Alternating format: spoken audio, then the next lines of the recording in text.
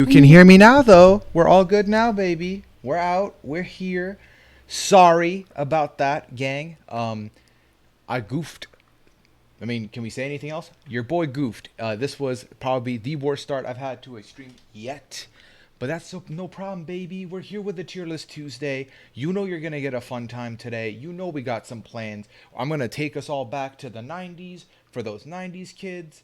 Your boy was born in 92, so this is an important decade in the development of this man over here. So it sounds like everyone hears me alone. You might be on a little bit of... Oh, you're just kidding? Ha ha ha. Funny. So, yeah, so I'm here right now, as I have advertised in the header on Twitter. I'm gonna be doing 90 snacks with Mike Bloom. Mike Bloom will be here in a hot second, so I figured let me get on, let me say hi, let me talk to the folks. And you know what? Good thing I did. I would have looked like a fool with my mic disconnected. So here's what happened. So I had the mic disconnected, and I'd moved the table out to do some cleaning today, and I forgot to put it back in. That's as easy as that. But we're not going to miss out on anything. It's all good. We're still here. We're still going to go. And if you have any questions, let me know. I did not lie to you. I bought these. I got them. We're going to try these live. I've never had any of the three. So we're going to find out what I think of these live. And then we're going to rank them. Shout out to Ali, who really, did the stream justice last week. Really came prepared. Brought all the snacks. Was ready to go. I just had to take inspiration from Ali. So Ali, you're a real one for that. I'm very excited for today. Very, very excited about today. So I'm keen to see what everyone thinks of what we thought and what's gonna happen. Cass says, "Please, I told my boyfriend about you doing a tasting, and he went and got me a variety box." Cass, we're gonna have a moment of sharing the same snacks at the same time. That is awesome. That is awesome. Yeah, Liana. What's it called? Spoiler alert: there's a thing on the menu for today that I was gonna buy, and then I opted not to buy. Liana wanted the mini frosted donuts from Little Debbie, which we have right here. There's one left. That we'll call that an emergency snack. That's right, BB President.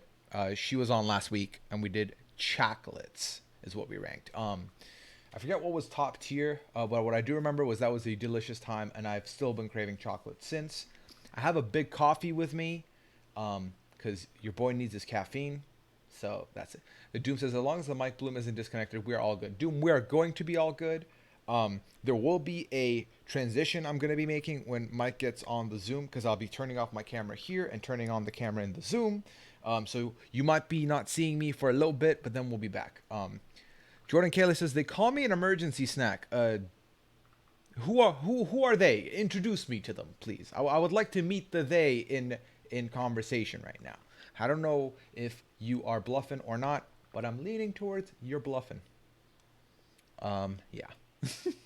Wait, is this about food snacks? Doom? Yes, if it's snack with two C's, it's no longer food snacks. If you're picking up what I'm putting down on that. Yeah. But yeah, I do look like I'm a little I'm closer to the face than I was on the other streams. I think it's I cleaned today. I moved some stuff around, and that might have done this. Can I smize? I mean, what do you think? You think with these amazing eyebrows, I can't smile. I can smize with the best of them. I could be a good smize. So I think I don't even need to show you. You can tell. You've been new. Look at these eyes. You know what's good. Let's see. Puya calls Kalish not a snack. Wow. I mean, me and Jordan have our opinions. He vouched for baseball last week on Which One Wednesday, and I vouched for basketball. So that's where we are on that. Mego says, can he smize at Liana? Liana says no. Liana, you are lying. We don't lie on this stream. It's not good. It's not good. Don't lie. Don't lie to the peeps. I don't appreciate that at all. Okay, so I have Mike Bloom waiting for me in the Zoom call, so give me 2 minutes and we will get this ball rolling. Okay, BRB, listen to some tunes. I will be back.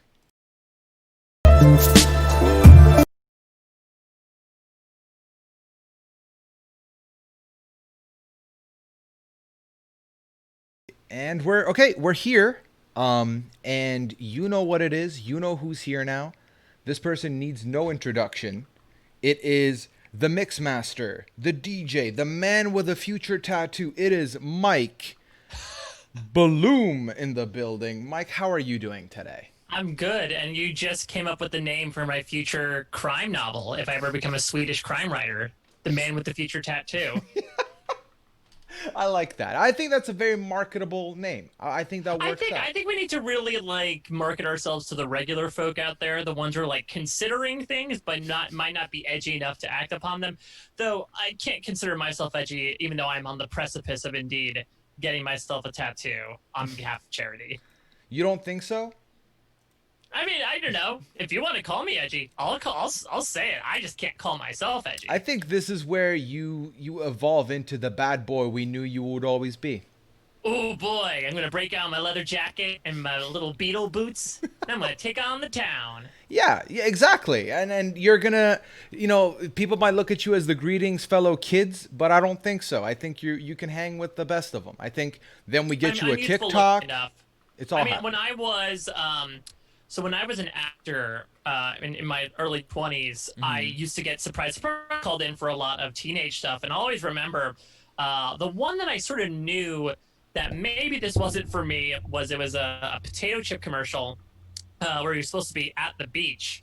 And I just remember like my 21-year-old self, like I had to be shirtless and in a bathing suit. And I just I was festooned with chest hair. And I'm sitting in the audition room with like all these like 16-year-old kids. And I'm like, this TV looking like this, looking like the kid who got held back a few years, maybe because he wanted too many potato chips. And I realized that maybe I'm aged out a bit from that. I have a baby face, but the rest of me is not very baby.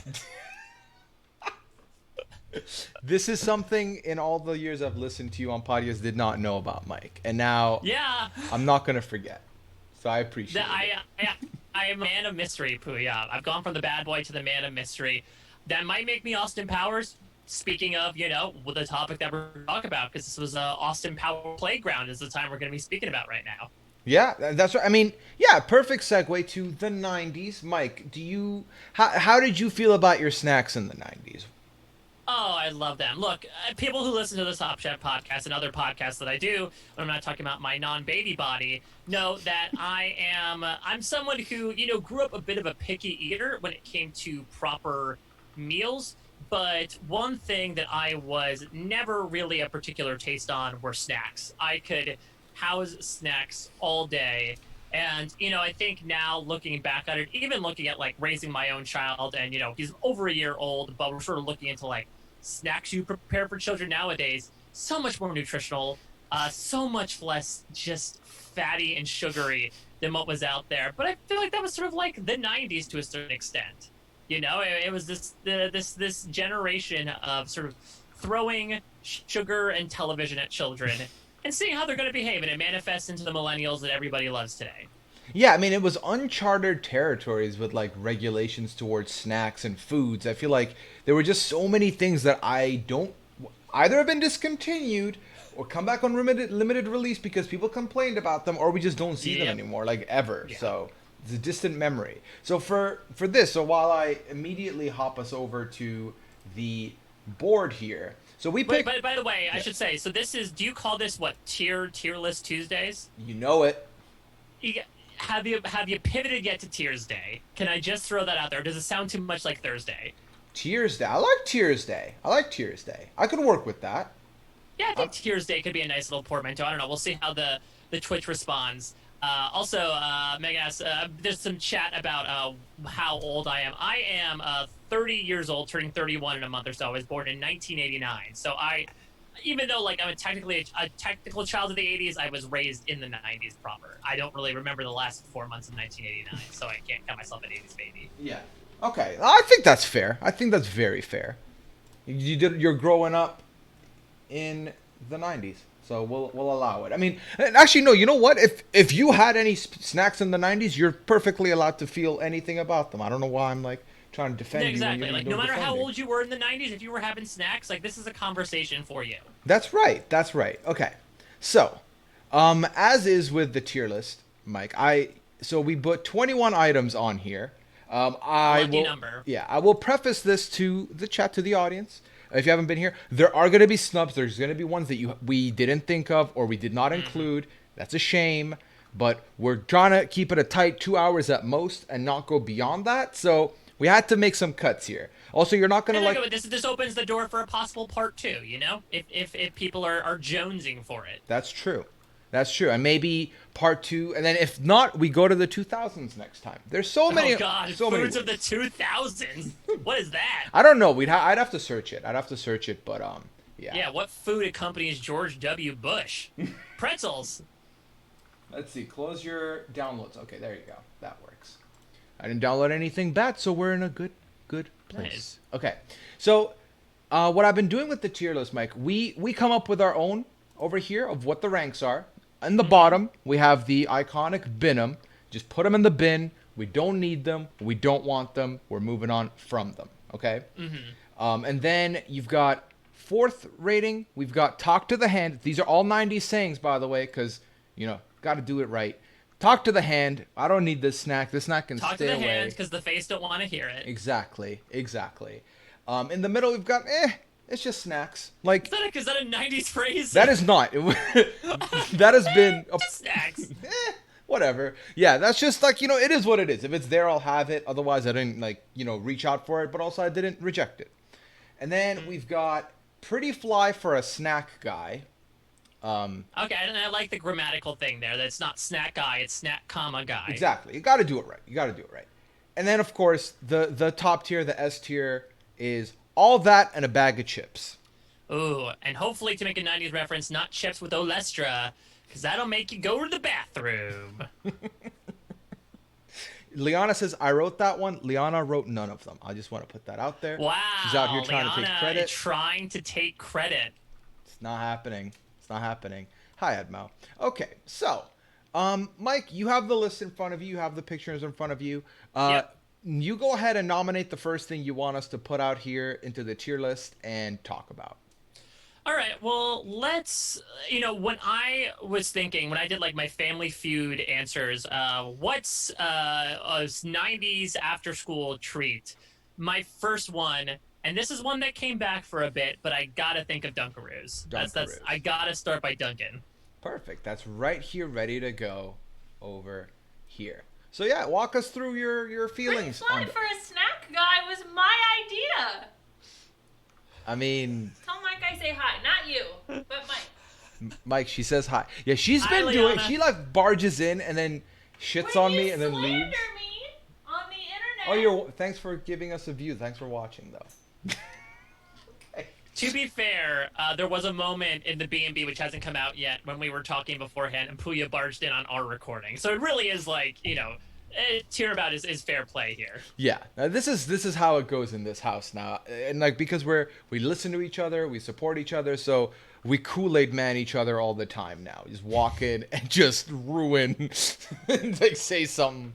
I mean, did the Kool-Aid Man ruin things? I guess he ruined the construction of any building he was in. Yeah. He didn't have Kool-Aid. I mean, I don't know.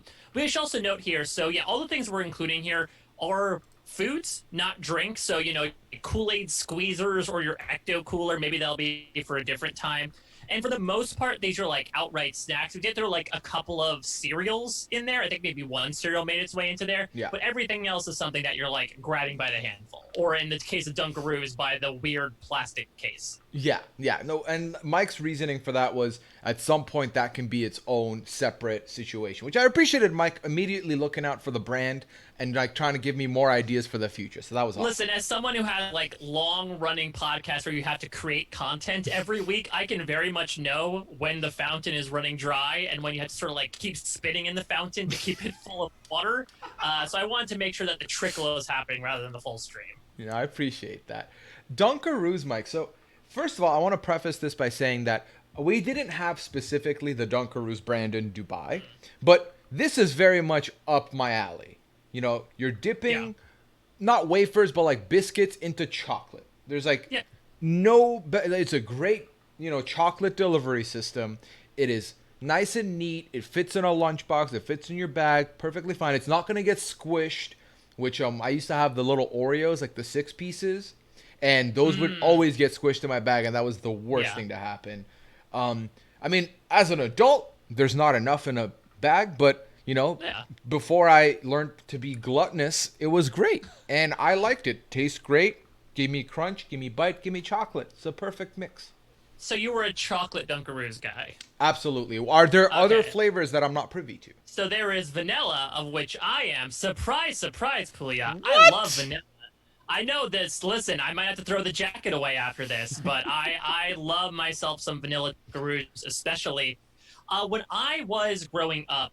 I was not really necessarily like a fan of like the Dunkaroos as a package. I was more a fan of let me stick my grubby little finger into the frosting, get a scoop, and then lick. So from Yeah. that perspective, when it's like frosting with a side of cookie, it's pretty enjoyable. But the cookie itself is like fine. They really did not put the effort into the shape of the cookie, which I will of the kangaroo. I don't think the kangaroo has a name. I don't what like the mascot? Yeah, the Dunkaroo's mascot. Let's see, Let's see. Dunkaroos. Oh, I spelled that very wrong, but they got my back. Dunkaroos Nope. There's mascot. just it just says the Dunkaroo's mascot is a kangaroo. I don't believe he has a name. Oh yeah, it just But I says imagine yeah. it'd probably be something like Duncan.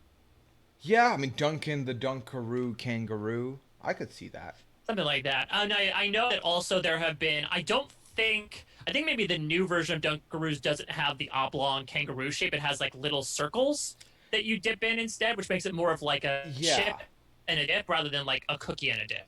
Yeah, I think that's the picture I ended up getting for the tier list was the new age one where it's Hmm. little pebbles. Yeah. Yeah. Yeah. So that being said, it's like it's a fun concept, and like you said, I think from a portability perspective, I think really holds up. Like this is a definite lunchbox stuffer. The question is if there's one element that's like vital Hmm. and one that's fine but not necessary. How does that rate? Right. Oh, so I think this is like so okay, so for me with this new tier today, the nostalgia factor is very important. Absolutely, It yeah. like cuz it will push my bias up or down. Um I think it's better than the medium. It's better than it's just snack, but I also don't Hmm. think it's all that in a bag of chips. I would like to start this if you're down as pretty fly for a snack guy. Absolutely. Let's start with the category that Liana absolutely had no part in writing, Exactly. just to really show Yeah. that that's the point we're hammering home here. Liana really coming for my creative chops by trying to take credit for something. It's all good. I can't take credit for the science that she does, so she shouldn't for this. Anyways. I'm not gonna sleep on the couch tonight, so now you all know that's happening. Okay, so I'll go with the next one here, Mike. Yeah. I want to bring in the latest entry into the list where I had forgotten about this, and once I sent you the final list, it took me like 5 minutes. And I was like, wait, we have to put this in there. I want to talk about Pop Rocks. Ooh. Okay. All right. We're coming in hot here because you know what I'm going to say to Pop Rocks? I'm sending Pop Rocks to the bin, baby. I'm sending Pop Rocks to the bin. Here's the thing. I cannot stand when things make my tongue feel weird. I for the longest time I hated soda. I hated seltzer or like anything carbonated because it really like bothered my tongue. And Pop Rocks, that's their point. Like, there's no taste to it. It's, hey, put these tiny little explosives on your tongue and, like, feel the odd sensation of it, and that's a candy. It has no appeal for me whatsoever. I'm binning it personally, but Wow. I would like to see what you hear about it. So, damn, that's a very strong take. You want the Pop Rocks to kick rocks, and that's okay. That's acceptable. So for me, I remember, I will just always remember the first time I had them. And the first time I tasted them, I put them in my mouth, and I was like, this is crazy. This is, what is happening? This is too much. It doesn't taste well with anything else. I personally didn't Especially like, not Coke, because that'll kill the life cereal kid. so I don't want that. Don't need that. Yeah. I like these, right? But also haven't had these since I was like 8 kind of thing. So Mm-hmm. if I had them now, I think I'd have the same reaction, like, oh, this is too much for the mouth. I don't need this. Too much for the Too mouth. much for the mouth, and not in a size way. It's just, yeah, it's like, I don't know. I feel like I wouldn't bin them, because now we go back for me to the nostalgia factor, and like, Right. it's at the very least, nostalgic as fuck for me. Someone did mention in the chat that it's more of an 80s thing. I mean, I wasn't around in the 80s, so I had it in the 90s. So for me, it counts as a 90s thing, Like a technically. hand-me-down from the 80s. Yeah, they're like, yeah, you can have our Pop Rocks, and it's like, oh, thank you, I'll have your Pop Rocks. But yeah, okay. So with that being said, I am okay with putting this in Talk to the Hand for now. Mm-hmm. And I look forward to handing you a bag of Pop Rocks at the next live event that I see you in. Oh my god, I'm excited for it. That's the thing as well, is that no matter how much you put in there, it's always too much, right? You're like, oh, this was a lot. Why did I not think? Because it's so small. You think like, I definitely don't need. I can be fine with this amount, and then your tongue just sizzles up a hot second. That's the other thing too. It's like the fireworks show of candy. Yeah. Like it has 3 seconds of actual, uh, sparkle and dazzlement to it, and then you're like, all right, I guess I better get in traffic and go home now. So I mentioned I hadn't had any since like I was 8. Daquan asks, but have you ever made out with Pop Rocks? Do you think that would be appealing to somebody? I feel like that's not appealing if you want a second date. Yeah. Like, first off, would you tell someone that beforehand? Because otherwise, they're gonna think you're a witch. Yeah. And that you're involved with something mystical, or that something's wrong with them. They're like, I can't. Sorry, my tongue is sizzling right now. I don't think I can continue this. But I also don't know how much of an aphrodisiac Pop Rocks are. You Yeah. know? Like he's saying, it's not a first date move; it's a spicing up the marriage move. Okay, Daquan, what are you giving us Ooh, counseling? I like this. Okay, next time I think you should lay a line of Pop Rocks down your lover's leg and lick it up. See what happens. Yeah, welcome to the tier list where we spice up the list and our lives and give All right, you advice. but I like this from now on. I think Daquan came up with a great idea. Let's also talk about, maybe separate from the rankings, how each of these items would do in an erotic sense. In which case, I would say Dunkaroos, a little sexy. You could dip a lot of things in that frosting. I think there's the process of licking something off is a little saucy. We have achieved full bloom, and nothing has made me happier. This is peak now, Mike. You can never leave the stream because it's only gonna get worse now when I move on from here. But Dunkaroos. Okay, so yeah. In that situation, I think I would opt for Dunkaroos over a Pop Rocks thing. Yeah, well, yes, of course. I don't want to eat Pop Rocks off of anybody or myself. Yeah, I think it's a fair rule of thumb. I think that's fair. Okay, let's move on to the next one now. Mike, you get to nominate the next snack that we can discuss. All right, let's go with another, in my opinion, at least reputable snack. How about fruit roll-ups? Fruit roll-ups. Okay. So yeah, this is an interesting one. It's sort of comparable to, like, I call it like a very thinner fruit leather, where it was made by a specific company, but it essentially was like compressed fruit wrapped up in a saran wrap. You would unwrap it.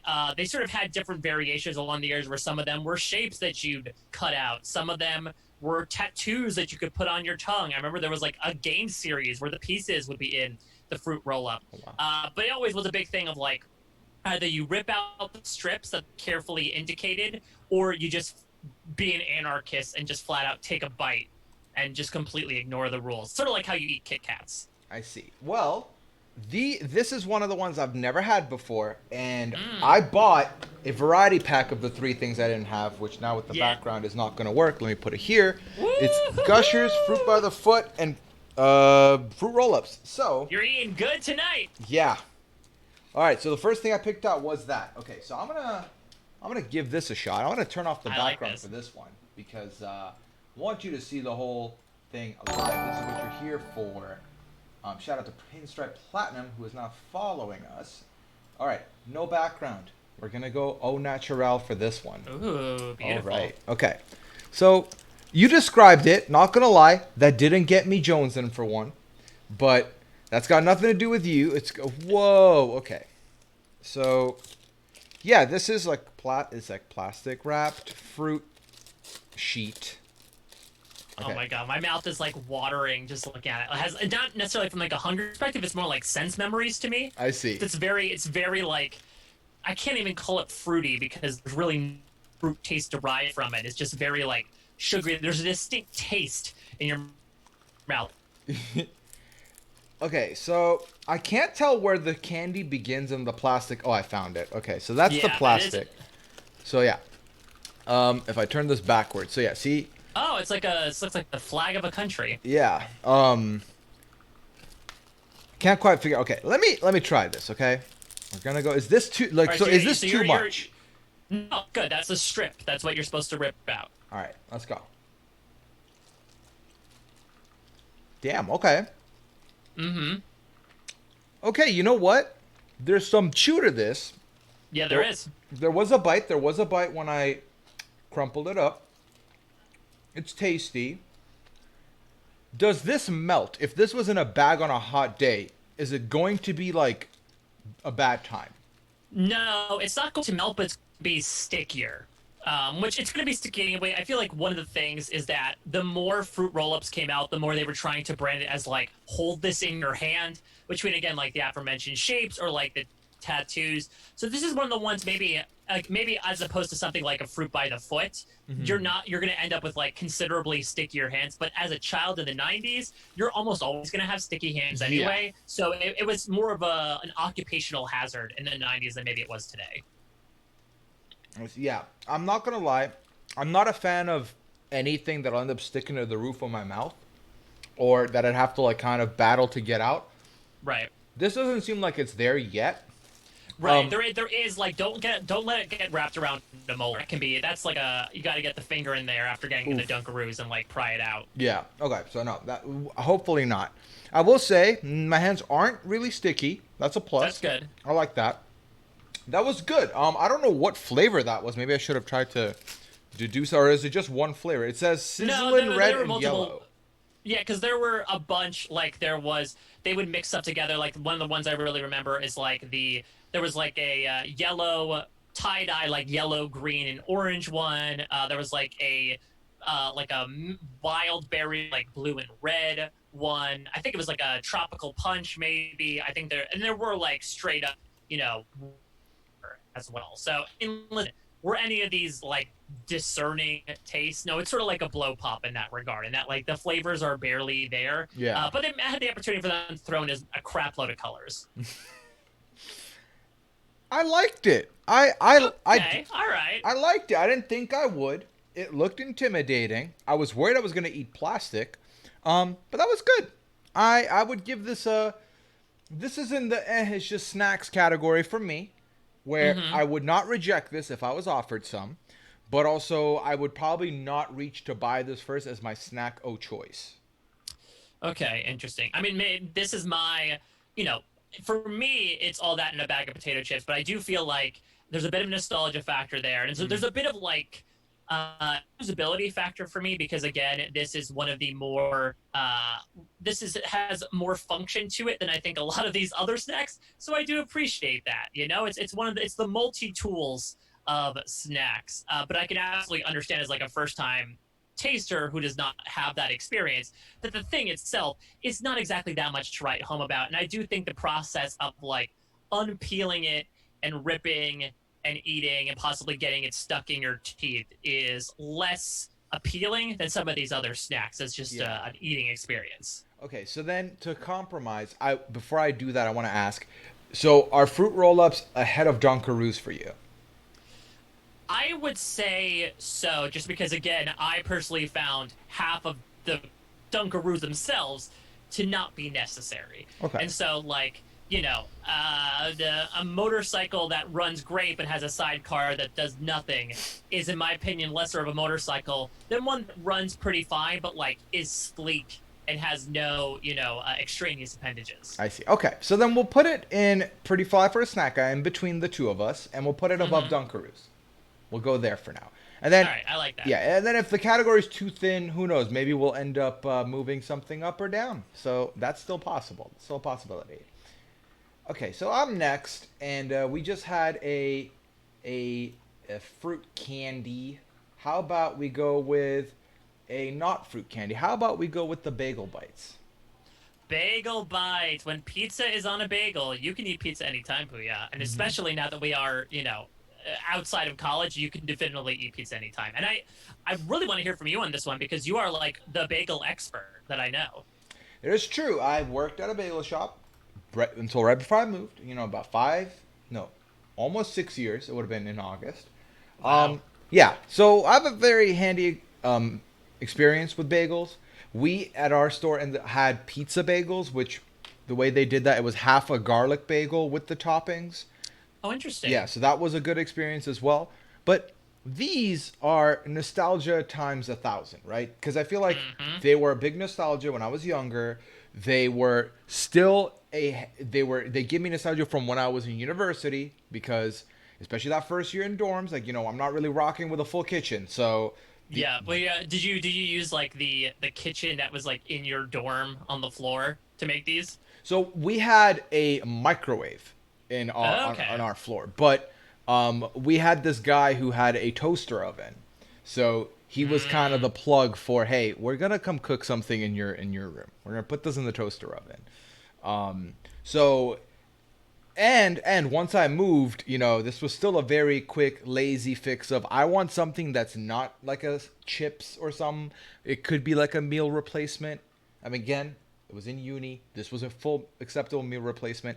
I like the bagel bites. Okay, that's what I'm trying to say here. Is I enjoy Right. these. I like them. You can't really go wrong with them. I can't think of a flavor that would, I would not want. I will take this in any form. I really would. Yeah, my only thing is I wish that they had branched out to other types of bagels instead of other toppings, but I do think that like having the plain bagel, especially as a small plain bagel, like you really can't go wrong to your point. And there was some versatility as well. Like if you are lazy or you're on the go, you can just pop them in the microwave for maybe a lesser experience, but for a true test of patience being a virtue, especially as a kid, you put it in that oven and it is so much better. Yeah, this is something that is near and dear to my heart. I do feel like it's also one of those snacks that holds up today. Pizza is plentiful around us, but I think it's a very easy opportunity to just slip these in, pop a few out. You also don't feel too bad, right? This is a smaller portion, so it's Oh like, yeah. oh, I can eat more of it because it's not as big as a slice of pizza. Hmm. And so for an opportunity to make you feel better as a dietitian, like this is all that in a bag of chips for me. This is a top tier snack. It has durability. It has nostalgia. It's got a damn catchy theme song that supersedes even the weird ass Capri Sun kids that turn into the Silver Surfer. Give me bagel bites every day of the week. 100%. We're on the same page. This is the first one in the all that in a bag of chips category, and for good reason. I'm not going to lie. When I thought about getting this stuff to try for a first time, I low key wanted to also buy the bagel bites just to have them because I really wanted them. And then I thought the health police in Liana Boris might have some stern words for me if I brought The that health home. police and the copyright police as well. The Yeah. intellectual property police. So I was like, you know what? Let me just get the new try stuff, and then maybe I'll try and get those at another time when I am good around the house and I get a reward or something. We'll see. We'll see what happens. Just you get like open your mouth and you get like a little pizza bagel slid in. Something that I do feel like also gives a bagel bite, especially over something like a hot pocket, is I feel like bagel bites do not suffer from the perennial like cold on the Oh my outside, god. molten in the middle type of thing that comes with frozen foods because there's a surface area and there's not much innards to it. You're pretty much going to get like a burn roof of your mouth temperature or like a fairly warm type of thing. But it's not like you're going to get a surprise when you bite into it. Yeah, I don't need something that'll just inject lava into my mouth and burn my tongue off. Like I don't need that. That's happened before. Yeah, see, that's what Pop Rocks did to me, man. Lava on the tongue. Yeah, you don't need that because once that happens, the rest of your hot pocket experience is ruined. Because like now Yeah, you don't taste it. Now it's just there. It's just like, well, this wasn't gonna be nutritional by any means, but now it's no flavor anyway. It's just gonna be me eating whatever, like dough. Like so, yeah, yeah, yeah. Let's see. I want to answer some of these questions because a lot of people had opinions about this. Let's see. yeah. But can you use pizza bagels in bed? Oh, Oh, okay. So we didn't talk about fruit roll-ups in bed. I seems like you think can.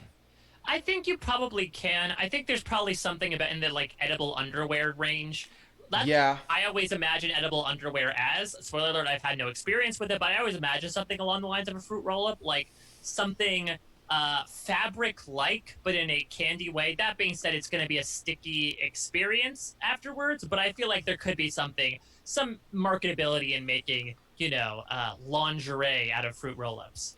I think so. I think edible underwear is pretty much in that range of like they use a foot roll up adjacent thing for it. Also, I've never seen a pair up close or examined a pair up close to be able to confirm or deny that. I'm How just far away? assuming. What was the maximum distance It was between on you a and a pair of TV show elbow? that I watched, and I was like, "Oh, Oh, that looks okay. like it could be that material." But yeah, I mean, bagel bites are delicious. I don't doubt that. I think the only hazard with bagel bites is that you might bite your partner because you're trying to get a Mm. chomp of that bagel bite, and then that's no good. Or it's Cass good CEO has a depending. Cass CEO has a great suggestion: bagel bites on the nipples. Like, yeah, that could work. That could work. Yeah, bagel bites on the nipples. That's the new marketing campaign. Watch. That'll Exactly. happen. It's like the American Pie thing where someone comes home and it just says bagel bites on the nipples. Yeah. Okay, I think it's your turn. I think it's your turn to throw a nomination here.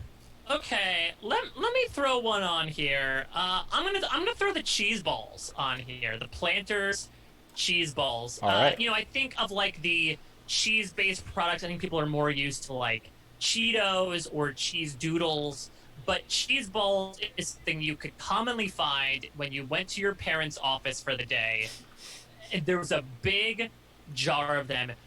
God knows how old they were, but they were like these air puffed cheese balls. Planters made these ones. So I guess we could sort of like, I guess, judge the entirety of like air puffed snack based with Planters as sort of the representative of it.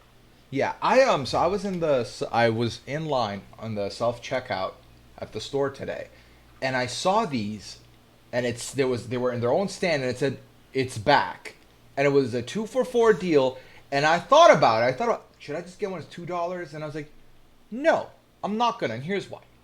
So these have all the nostalgia. They have a big nostalgia factor Yeah. for me as well. I remember these. I remember having them. They were like the one chip adjacent thing that had their own like container outside of Pringles. So respect for that. But they are kind of desperate measure Cheetos, and they were always like, I don't know. The shape of them was great for eating. I did Yeah. enjoy that. But ultimately, I didn't like the taste or the texture as much as I did a Cheeto. So they, even though they look the same, and when I was eating them, I was trying to think they're the same. They still were different, and not in a good way. I think if Cheetos had shaped Cheetos balls, I think that might be a good Cheeto delivery system. But the Mm-hmm. cheese balls delivery system is great. The taste factor and texture factor is not there. Here's my thing. I want my food to be a vacuum. I don't want air in my food. And Okay. I feel like I've never been a fan of cheese doodles. Like I'm not a huge fan of like these quote unquote cheese based products to begin with. But I bet if you have to give me like Cheetos over cheese doodles slash cheese balls, I take Cheetos any day because it, Yeah. it feels like it's more of like a compact thing as opposed to like these feel like nothing, and I guess that's the point. That's again why you find a giant bin lying around any sort of corporate shindig. It's because like you can just easily grab a handful and not feel like you're eating anything at all. But if you're like voraciously pursuing them as a snack, there's really nothing there, much like the content inside it. Yeah. Yeah. And like with that being said, I do think that I would want to put the cheese balls in. They might be the first Binham. I would agree with you. Like I'm here to Yeah. bin him as well. Buy cheese balls. Yeah. And also, I will say, I don't like when the product it's meant to be is misspelled. It weirds me Mm. out. So cheese with a Z at the end or a Z at the end, no thank you. Like Right, you and are trying to fool me. but that is perfect for the 90s, right? Like this is That's like, true. hey, we gotta misspell stuff, which again, if people are yelling at millennials for not knowing stuff, like, hey, they purposely misspelled things for us. No wonder we're having trouble with our educational content. And I don't think these translate to the bedroom. I think this is just a hot mess waiting to happen. I don't Yeah. need it. And for that reason, double bin them. Yeah, exactly. Like it has no erotic appeal, so therefore it doesn't even have a place, in your bedroom or your kitchen. So get it out of your house, people. Get out. I don't know why it's back at the store that I saw today. I don't know why that was a thing. Yeah, I don't know why it said it's back. I think that because I don't know if these were gone for them to come back necessarily, but I will say when things leave, everyone, it's like you never know, you never realize until they're gone mentality, and you're like, give it back, like the Twinkies, they're like, bring it back. Yeah. Zombieland happened, they're like, give it back to us, and they brought it back, and then everyone's like, oh, we're good, we don't need them. I don't know why you listen to us. Like, Yeah, what it's that thing of like, oh wow, wait, this is a lot worse than we remembered. This is what we're making a fuss over. Yeah. Okay, I am next, and I want to go with one that I haven't had. That. Oh yeah, let's get more tasty tastes. Well, no. Okay, tasty taste. Okay, I'm gonna go with the Gushers then. We'll do Gushers. Yeah. So run me through this scenario with the old Gushers. So Gushers it's like a juice packed gummy. There is like a fruit juice packed inside a gummy, and so when you take a bite, it eponymously gushes. Like there's liquid in it? There's liquid in it. Oh, snap. Okay. I got tropical. Are they all the same flavor? That is my question. I wonder, they usually are sort of like a mixed bag. I don't know. They sometimes do, again, much like the fruit roll-ups, they do like similarly flavored or just like, a whole mixed bag. Okay. But I'm very excited for you to just sample, because it's a surprise. Even if you were expecting it, it's a surprise. Okay. We'll see what this is all about, okay? This is a one bite scenario. I can't half bite this, right? I mean, you'll see they're very small. They're gummies. Okay. Oh, there's a bunch of them in here. I see what's going on. There's a whole pack of them, yeah. Okay. I'm going to go for the red one first. I see an orange one in there too. Okay. Here we go. Oh, whoa. Whoa. Yes! Yes! First Gusher sampled on air. The aftertaste is great. Mm-hmm. I do love the taste. The first bite, it didn't open it. The second bite did, and I don't like that. Like, you want instantaneous results. Like, and it kind of did the thing like a good sausage does, where like there's the snap. Yeah. I don't like my candy having that weird snap. You don't want your candy to have a nice sausage casing to it. Yeah, I would prefer that not to be the case. The liquid wasn't that bad, which is good. No. I didn't feel like, because like there are some, like, the chocolates that do that. I don't like that. I don't like the out of nowhere you're solid. Then you're not solid anymore. Wait, okay, so here's my thing, and I think Gushers might be an exception. We'll get to it, but I like it is criminally against science for foods to change forms of matter. Like I don't want a solid into a liquid. Usually, I'm not a fan of like molten lava cake, for instance. Similarly, like it'd be the same thing as like, do you want a gas in your liquid? Where you like get a surprise amount of gas as you drink a soda or something. I want things to be pretty separated in my scientific world. I don't want candy alchemy. That being said, Gushers might be the exception to prove the rule. I just had the orange one. I hated it. Oh no! So it's flavor dependent for you. Yeah, the red one slaps, but the orange one can get bent. Double red. Let's see. No, I like this. Okay. I might be more particular on my you might be more choices of discerning flavor. with your taste. Yeah. There's a green one that I want to try in this bag. Yeah, try the green one. Yeah. First of all, this is not the best color green for a candy. No, that's more of like a booger green than a lime. Exactly. I think it's usually like, especially in the 90s again, when it was more about neon, I think that's the green that we're more used to. Hi Jenny. Welcome to the chat here. Jenny. I see you. She said that Gushers are the tits. So I'm gonna have to tell Liana that should go on our quote board next. Yeah. Also, Jenny does not know what we were talking about with bagel bites earlier, because that makes it even weirder in retrospect. Yeah, maybe you don't want to associate with us after you watch that. Okay, green one. What is the green one? Is it green apple?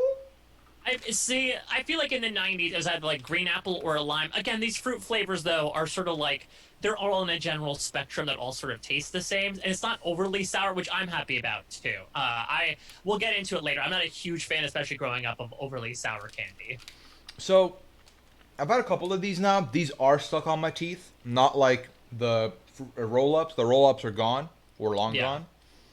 gone. Yeah, still stuck on my teeth. I don't like that part.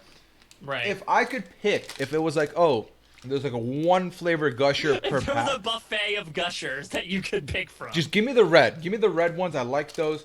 Not Yeah. a fan of the other two. So I'm inclined to put this in. It's just snacks. Maybe in Pretty Ooh. Fly. The thing is, if we end up moving like roll-ups up, I would move these up as well. But I don't think they're on the same level. I do think I prefer the roll-up over the gusher. Oh yeah, see, I'll take, you have the more present tasting experience, so I'll take your word for it. I would personally put it in the same tier, but again, my Renaissance-esque hatred of candy alchemy would definitely put it below fruit roll-ups, though maybe above Dunkaroos. I might put them closer together than I might initially Okay, think. I'm very willing to do that. We can do this for now. And then we can see. I might have to see if there's other flavors or the other bag might change my opinion. Because I saw people talking about a blue one, and I didn't see a blue one in my. Oh, like a blue raspberry one, yeah. Let me. And also, so this is another thing that can be tied into it that might even push it to the top tier. This also has an infamous marketing campaign. I don't know if you know, Puya. So when the kids would take a bite of the gusher, their head would turn into the fruit of the gusher. That And was so in the it was- commercial. It was the commercials. It was crazy '90s effects. So see if you can search for like gusher heads and see if they'll be in there. I'm sure you can find them. They are a little bit of nightmare fuel from that era, but like I have to admire the craftsmanship. If someone can find that and put it in the chat for everyone to see, I would appreciate that. And I might, you know what? Send it to me in the chat, and I might open it up on the thing. Yeah, why not? I got the blue ones. They're attached to each other a little bit, which I don't need to tell you what that might Ugh. look like. We're not going to say that. We're going to just try it. Oh no. No, you're not a fan No. of the blue. Oh no, This is like medicine-y. Why does this taste Oh, like no! medicine? Well, that's the trouble. I don't think blue is supposed to be grape flavor, but that's the trouble. I'm actually a bigger fan of grape flavored stuff than I think your average bear, but there is a high propensity for grape flavored stuff to taste like cough syrup, especially back then. Oh man. Oh no. No, I can't have it. Doom, that's exactly what I thought of, but I didn't want to say it on the stream. Shout out to you for making the chat see what you were going to say. Nope. Nope. I will also say I think the erotic nature of Gusher speaks for itself. Yeah. I mean, it busts in your mouth. So there we go. Okay, let's move on. Let us please right. move on from this. There, let's go away from the candy here. But you know what? Let's stay on the sweet. Let's go with our cereal rep here. I'm gonna go with Cookie Crisp. Cookie Crisp. Yes, Cookie Crisp. Okay, put in there. Okay. So, what do you have to say about Cookie Crisp? So, first off, the actual cereal itself looks like Dookie. Like, look Dookie it up. Crisp. It looks like it is. It's Dookie Crisp. It is. Like, you look it up, and the actual cereal itself is like just brown circles, and I guess they're supposed to resemble cookies, but they don't look, They as don't look opposed too to, cookie-ish. Yeah. Yeah, as opposed to like the Lucky Charms or Tricks, which is bright and colorful. That I think of really when I'm thinking of cereals. I understand the appeal of this, but I feel like the execution loses it. Yeah. I think this is the same problem where I'm glad Oreo O's is not on this, because if there was a tier below Venom, I'd put Oreo O's down there. They're trash. The issue, the issue with like a cookie flavored cereal is you want something that when you add milk, like holds some sort of substance to it. But cookies in general, when you like just immerse them in milk, they're gonna lose their shape. And so I never really liked Cookie Crisp naked nor with the milk. So I am not a huge fan of the Cookie Crisp personally, whether it was represented by a robber, a dog, or a wolf, no matter what the mascot was. I see. Okay, so to the chat, I added Cookie Crisp into the mix because I was looking at one of those lists of like nostalgic candy or snacks, and then I saw that and I was like, oh, this took me right back. I need to put it. Cereal will have its own tier list at some point. I can Mm-hmm. guarantee you that because I have a lot of opinions on cereal. I had a lot of cereal growing up. That being said, Cookie Crisp, when you haven't had it in a long time and you have it, it's incredible. It's very Mm-hmm. good. But like you said, it doesn't satisfy that cookie want. And after a Yeah. while, it doesn't satisfy that quick cereal fix want. Uh, It doesn't sound. That's right. It's not cookie and it's not crisp. right, right. It's Jay dookie Pre soggy. in the chat said Cheerios over every cereal, and I think that is the worst take. No offense, of Interesting. course. I would say I don't know. I think 20-year-old Mike Bloom would slap you, but 30-year-old Mike Bloom's like that's a sensible take, sir. I mean, Cheerios are just Reduces basic. cholesterol. There's so I, many I don't know. more. Have you had HNC though? Honey Nut Cheerios. That's the shiznit. I mean, but that's more than just Cheerios. That's Honey Nut. That's more. It's better than. Yeah, but I feel like Cheerios is a base from which we can build off. I see. Okay. Okay. Well, we'll have to talk about Cheerios at some point. But as far as Cookie Crisp goes, it's great. Jay Preet, I love you. I'm not. No one's trying to attack you at all. I promise. I promise you. I like Cookie Crisp. I like Cookie Crisp. Okay, I like it. It is the gluttonous man's choice for cereal, and I'm a gluttonous man. But also, I understand that it isn't really like if I'm not gonna snack on this. I'm not gonna snack on Yeah. it. You know, so it doesn't fit that. I think I would want to put it maybe in the talk to the hand section, but maybe above Pop Rocks. What are you feeling? I can understand the appeal. I don't know. I guess the question is like, God, which do I enjoy more, Pop Rocks or Cookie Crisp? I mean, Pop Rocks violently rocks my soul, but Cookie Crisp just like at least Pop Rocks succeeds on what it's intending to do, even if its intentions are something I don't agree with. So just by that virtue, I'm gonna put it below Pop Rocks personally. Wow. Okay. I feel like Cookie Crisp attempts something and fails. Pop Rocks attempts at something and succeeds. It's just what it's aiming for is not something very good in my opinion. That's fair. That's fair. And I mean, ultimately, I prefer a cookie to be like doughy and warm, and this is crunchy and cold. So it doesn't. It hits different. So I'm very okay with that ultimately. Shout out to Aman who has appeared onto the chat. I was just on with Amon about 2 hours ago, so I'm happy to see him back in Ooh. a different context. Also, I'm gonna pop the Cookie Crisp image. Oh, I have to be a follow. I'm gonna follow Priya. There we go. Oh, And I'm gonna thank you, pop Mike. this- Welcome. I'm gonna pop the Cookie Crisp image in the chat so you can see how much like Dookie it looks like. Dookie Crisp. Let's see. Oh, This is a picture of just naked pieces of Cookie Crisp, and say like, "Oh, I want that pouring out of my bowl in the morning, Mom. Thank you." Aman, you did miss my first gushers. The takeaway was the red one was delicious. The orange one tastes weird. The green one was a weird appley taste. And the blue tropical was like medicine. That's where I got. That's where I was, okay? So these are okay. They're okay. And Daquan clipped it. So thank you for that, Daquan. Always looking out for your boy. Yeah, maybe don't call it first gusher. I mean, there's been plenty worse. Yeah, but I said. would say that I don't know. I know that Twitch is very careful with its content curation, so My Twitch account gets investigated. Like something's going down in this clip. yeah, exactly. They're like, all right, we got to get our best man on it. Shut it down. Well, okay, and I think that Cookie Crisp not erotic. Yeah. No. I think that just the appearance of it alone is not necessarily doing it for me, and there's no appeal of it even outside of that. No, and like it's cereal. So after 3-4 minutes, it's gonna get soggy, and then that's just Exactly. a mess that no one needs. Okay. So we're good. We're good on that. Okay. Let's go with something that has been tiered before, Mike, and you had it on your list, and I have some feelings about. Let's talk about Bugles. Bugles, Yeah. yes. So I guess do you call it? Is this a corn chip? I guess it's a corn chip. I would say so. I would say so. I mean, when it comes from that capacity, like if we're power ranking corn chips, give me Fritos above Bugles any day. But I guess the thing about Bugles is it's most infamously known for putting them on your fingers to make you look like a little witch. Yeah, I mean it's literally finger food. Literally. Yeah. Yeah. Yeah, exactly. And as as kids in the '90s, when it was all about like touching stuff, I guess I don't think that was the theme of kids in the '90s. That's the slogan. Kids of the '90s, touching Touching stuff. stuff. That's the thing. Is like, yeah, get your hands dirty. Go ahead and touch things. It's fine. You're a kid in the '90s. I guess it had that appeal to it over something like a Frito, and I don't think it produced the dust that Frito does as well. Yeah, yeah. Fritos, in the chip tier list, spoiler alert, I thought were Binom material. I don't like them. I don't mess with them. Bugles give me nostalgia.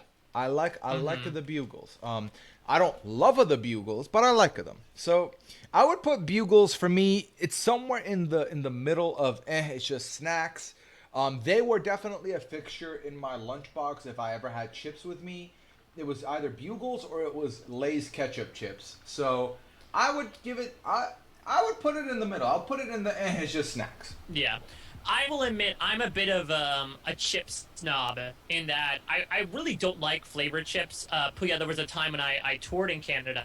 I was like, wow, you guys have pickle chips, you have all dressed chips, you have ketchup chips. Like, let me try them. And nearly all of them, I was like, I can't handle this. Too much flavor, or just too much like different taste. I want to taste the chip. I don't want to necessarily taste like just the flavor, And I feel that way even about like barbecue chips, like sour cream and onion, ranch chips, etc. I think that's why I'm better with like a generic corn chip, is because like I know what I'm getting there. You know, there's no mystery. I'm not inviting someone into my mouth home that I feel uncomfortable with. It's someone that like, there's this Bugle. He's been over all the time. I know what he's gonna do when he comes over. Yeah. So I think from that perspective, it is sort of middle of the road here. I think that it's perfectly fine. It doesn't have any fun aspects to it like the ones above it, but it's not a here in construction or taste as the ones below it. So that feels like perfectly medium to me. Yeah. And that's I think where it ends up being. It's okay. If you're going for a plain chip, there are better plain chips out there. If you're going for a flavored chip, there are far more flavorful chips out there too. So it just hits in the middle. And the best thing about it, I mean, like you said, it's the literal finger foods. And before we rank it, how about we just go straight to the bedroom and talk about its implications there, because I think you can rock with these. I mean, absolutely. Again, if you're kids in the '90s, you can touch stuff, and you can touch certain areas, and I think having some texture there, I'm sure certainly brings a new aspect to things, in different homes, in a manner of speaking, on the street where you live. So I think that, as long as no foreign body, as long as you leave what you came with, then I think everything's okay. As long as nothing gets left behind or in something, then I approve of the buke in the bedroom. Yes, I would say so. I think they could also serve a bagel bite-like situation. They can cover the same areas there too, maybe, depending. Could you put a Bugle on top of a bagel bite to make like your own fake '90s snack nipple? It's like the bagel bite is having a birthday party and is wearing a Bugle hat. Yeah, or the bagel bite is Madonna and has gone rogue and is like really wearing the Bugles to like, Vogue in a manner of speaking. Bagel bite Madonna is the weirdest thing that's happened on this stream in the last month, and I love it. Okay, Bugle sounds like it's gonna hold its own in the bedroom. I think it does not hold its own as a standalone snack. I think it ends up in the middle for me. I think we should just put it in. It's just snacks. Yeah, I think it's just snacks. Yeah. That's the definition of like it's just a snack. It's fine. Yeah, exactly. Okay, so Bugles can go here for the first one. Now we have one in each tier, and that looks really nice. There okay. we go. All right. Mike? Let's go back to fruity here. Okay. I want to go to Push Pops. Push Pops right here. Okay, perfect. Okay, so Push Pops it's essentially like it's a candy. It's like a crystallized candy that comes in the form of a tube that almost looks like a lipstick canister. And to get it out, you push up from the bottom, lick to your heart's content, then you push it back down. The thing that I would do usually is push it back down with my tongue because I don't want to touch it with my fingers. And then you put the cap back on. Something it does have going for it above a lot of these is that it is transportable to a certain extent, I would say. It has a cap to it. They don't intend for you to go through the entire Push Pop in one sitting. There's even a little clip, Puya, that I believe believe, I guess, was made to clip to your belt or to your pants for the man on the go. Yeah, it was kind of like the phone holsters that no longer exist, Exactly, for your beepers. or do. And if I've seen that, I feel like we're getting to boomer territory if you're rocking a phone holster. But that's fine. You know, you do you. Push pops, I put in the list, and they do have the nostalgia factor. They are portable. There's different flavors for different people, so that's good Mm-hmm. too. You can put the cap on. That's also great. They did have a disgusting factor, and that Yep. was if the push on the bottom got sticky, and now in order to push it back up, you have to get your finger sticky. I did not Oh like yeah. that. Oh well, I had that problem all the time, and maybe it's because I'm someone who overproduces saliva in general. But my issue wasn't the stickiness. I guess it was that my spit would somehow seep into. I guess it makes sense, right? It's like collecting at the bottom of the push pop, and Yeah. so when I would push my finger through, it wasn't getting sticky; it was getting slimy. Right. So I remember it's like, yeah, I could take this on the go, but I'm not going to be able to shake hands with the president if Bill Clinton happens to show up because my hand's going to be covered in my own spit slime, and that's just embarrassing. Yeah, no, I don't fucks with it. I don't like it. Um, Nostalgia factor does kick it up for me, but I don't. I think it can't for something that's supposed to be a non-messy solution to like a push pop of a fruit snack. It ends up having those problems because now it's a contained mess, and I don't appreciate that.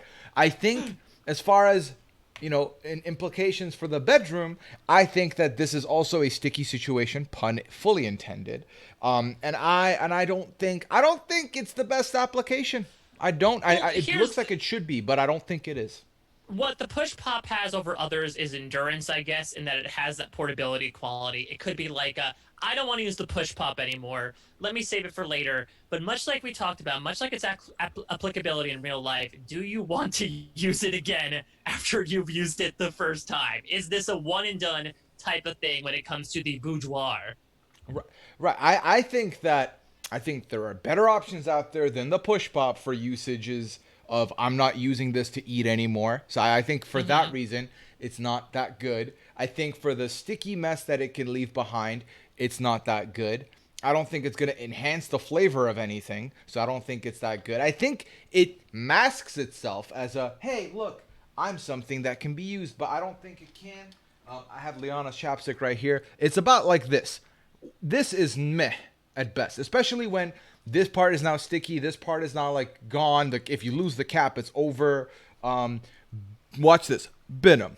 Bye, chapstick. Whoa! Yeah, I think. I don't know if I've been because I appreciate the utility of it, but I will say the actual product itself is fine. It's essentially billed as a transportable lollipop, right? It's this idea of like, here's this thing you could lick, push down for later, and then push up. There was also I remember they really upgraded to like the three the triple push pop. I don't know if I remember, but there was like three flavors and a giant one that was like the size of a Yeah, $50. yeah, I saw that today in looking for the picture. Let me pull it up. Triple push pop.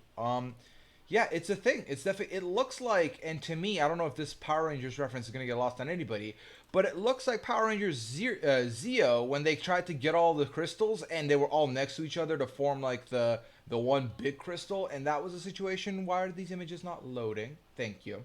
There you go. Yeah, that's weird to me. And Jenny pointed out about her chapstick, and I think it would apply here.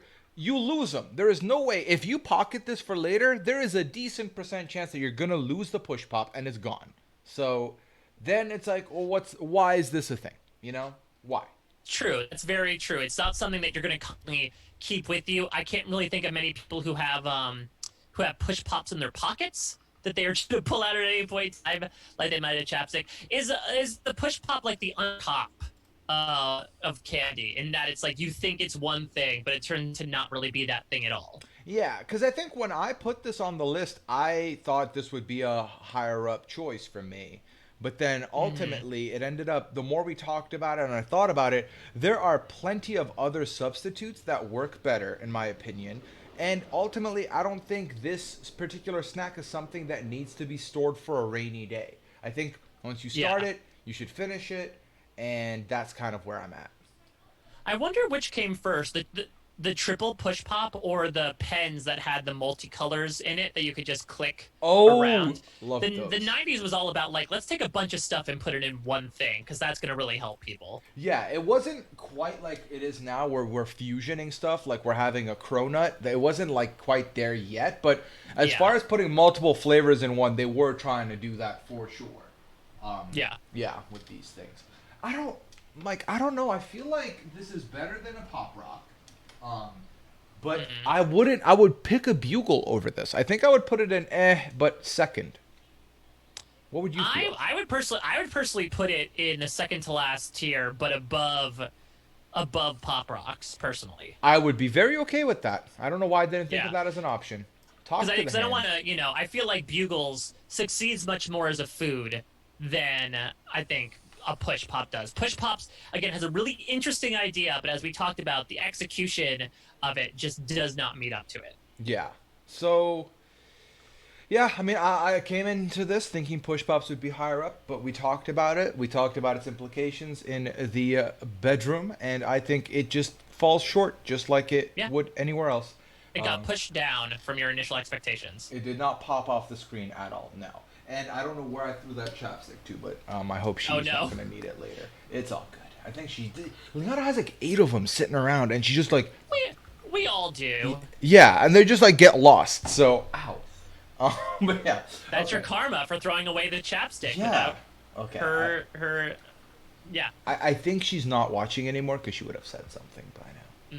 Yeah. Okay. Yeah, she would have come storming in and asked, "Why did you throw my chapstick around?" Yeah. Okay. So, next one. You know what? I'm kind of in the mood to try something. Let's go with fruit by the foot. Yes. I'm not gonna say anything because I have very strong thoughts about this, but I want to get your thoughts live Okay. in a moment. So this is the smallest of the 3 packagings right here. Yep, it's very well. You'll see, it's very compact. It is fruit by the foot. The name does not lie. Packaging for the foot might be a bit more unexpected, but it saves space in a manner of speaking. Okay. Okay, so it sounds like it's a little bit kind of like the roll up where I'm gonna need to unroll it. Yes, this one is not a plastic wrapper; it's a paper wrapper. Oh, snap. Yeah, there you go. Yeah, it's wrapped up. I see.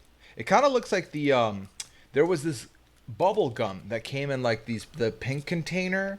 Oh yeah, that was Hubba Bubble, I believe. I think Or it was a Bubble hu- Yum, yeah. one of those. Yeah. Might have been Hubba Bubble. Yeah, the tape. I remember watching the commercials, always being a fan of that. But when you try it, it is so damn chalky that it's just a terrible, terrible gum that just has to have fun packaging. Yeah. No, it looked great and like it felt great, but it did not taste great all that much. Okay, so am I supposed to cut a bit off or am I supposed to just bite it off the paper? Like, So I would say, separate them. I mean, We paused because we saw you leave. We didn't want you to not see this stuff. I don't know if one of our FBI guys was like, dude, they're talking some nasty shit about candy in the bedroom. Let's get rid of them. I don't know. Someone said this is Gusher's revenge. Well, So yeah, that's true. So I want you to keep going with it because I want you to get to the end. The end is the most fun part, in my opinion. so I'm meant to eat the entire foot before I make my decision. Okay, cool. I mean, you can unwrap it all and just get to the end, and tear off the end. Why, is there like a joke at the bottom or something? No, there's just an interesting because it doesn't just trail off. There is a tag at the end. It's like Okay. a skin tag of candy, where it folds back in on itself. And one of the big pieces from the commercial that I really remember doing is you hang a lot of it like when you have like maybe I don't know a foot or fewer left. You hang it out of your mouth like you have a giant tongue, and then you just sort of like an animal, just like shoo it back into your mouth without even using your hands. I see. But it looks like you have a giant tongue for like a hot second, like you're some sort of cartoon wolf whistling at an attractive lady. Oh, shit. Okay. So we got all the way to the end. Now there's this little like tab thing. See, here. that's the little tags. It's Yeah. weird, right? It doesn't just end; it like folds back in on itself. Yeah, and like that's Never enough. quite sure why. Maybe it's to guarantee the feet. So yeah, peel that tag off. That's amazing that is enough for it. I can no longer just like reach. Yeah. So So peel that off, and then put one end in your mouth, and then the other one let it hang out, like it's like you have a big old tongue, and it'll be funny. Will it be funny, or will you just I get a think kick it'll, out I, of it? I think it'll be really funny.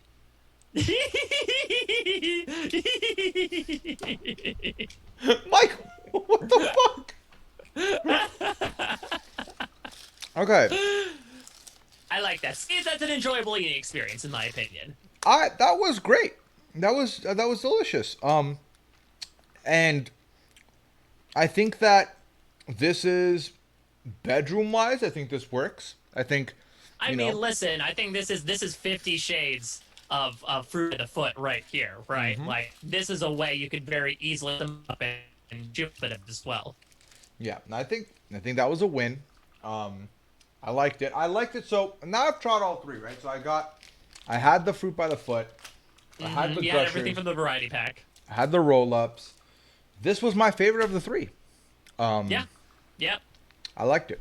I liked This it. this will this will always be my favorite. To me, this is all that in a bag of chips, and I don't know. I might honestly put it above Bagel Bites, maybe because that's the nostalgia factor for me. This Mm. was like my snack as a kid. I had so many versions. I had the regular strawberry, which I'm assuming you had. I had once again the tropical fruit. I had the one that had little like patterns on it that you could cut out. Like there was so many versions of fruit by the, and I sampled them all. I'm a fruit by the foot man until I die against it. Did they spell it wrong? I can't remember. It was Froot. No, it's UIT. FRUIT. Good. For some reason, I thought they spelled it like foot, but with fruit, or maybe they changed that. But that's good. No misspellings. Yeah, oh, that's perfect. Okay, so I'm fine with putting it in all that in a bag of chips. I really am. Right now, Hmm. I'm willing to put it there for now. We can discuss it later, but I think it's better than the other two things I tried today. And I'm really happy that there was one more in the bag. I don't know how many of each were in this bag, but there's only one more. Because Liana did dip into this bag before I got to, so maybe she Hmm. had them. I don't know. Okay. So I guess your ranking right now of the variety pack is fruit by the foot, fruit roll ups, gushers. Yes, and specifically at the moment, looks like my beef is with tropical gushers. I read something. I think Mel mentioned that there's like a sour gusher, and that sounds Mm. intriguing to me. I would like that. I would like to try that out. But for the moment, yeah, these are the tropical ones. If they're red, I'll have them. The other ones make me not like them. So that's where we're at with that. Okay, it looks like the stream is back now. I don't know what went on, gang. I think the FBI guy was not Just in into it. time for you to show off your fruit by the foot tongue. And I think no one enjoyed that more than you did, Mike. So I'm happy. I enjoyed that immensely. That made my day personally. Okay, I'm gonna go with. Let's see. Let's go with a different flavor profile. Let's go with Lunchables. How about that? Lunchables, Yeah. yes. So yeah. Okay. Tell me what you have with regards to nostalgia and Lunchables. Yeah, so Lunchables, this was like an all-in-one type of snack, right? This was usually like some sort of, I don't want to say entree because it was usually like a cracker and a thing you put on a cracker. Hmm. Then there was usually like maybe it would come with like a cookie or a little dessert or something. Uh, the big ones that I really remember, there was like the ham and cheese sandwich one, and then big one, most appealing one was the pizza, which was essentially spreading sauce on crackers and adding mozzarella cheese to it. Yeah, yeah. It was like it will never replace what it actually is supposed to. But when you're at Hmm. school, it'll do. It's fine. Yeah. I will take it, right? It's okay. I think my biggest beef with it is there's not enough of it, right? There's Right. just not enough Lunchable to go around. There's like a little bite, baby Yeah. bites worth of food. So, It's really like the people making this were very much like, kids, they don't need to eat a lot. We'll put like one or two things in there and they'll totally be fine. And it did leave you feeling relatively unfulfilled. I did hear something on the My Brother and Me podcast. This is essentially kid charcuterie. yeah, This it is like is. a cheese and meat platter that you can eat. And maybe this is sort of a gateway for all of us to become a bit hoity-toity and get into charcuterie because there are a lot of common elements there. It's a real gateway. Yeah. Yeah, no, when you think about it from that way, it's like priming you for the charcuterie living. That's good to me. I like that. So that being said, do I think that they're good enough? Like, because like out of all of them, I think Lunchables is the last thing I would have now as an adult because I can just get Yeah, a charcuterie board put together, right? So exactly. yeah, so I would want to put this in Talk to the Hand personally, or in Hmm. it's just snacks, but more so maybe in Talk to the Hand territory because I like the taste of it, but also I don't think I would have it now. So Yeah, that's the thing is that ha- it's like someone said, "Wow, their parents care enough about them to give them an entire meal. That they cared enough about that they wanted to be able to provide multiple things to them instead of just a sandwich." But when you look at what was given, I don't know. I do like the aspect that allows you to put it together, but to what point?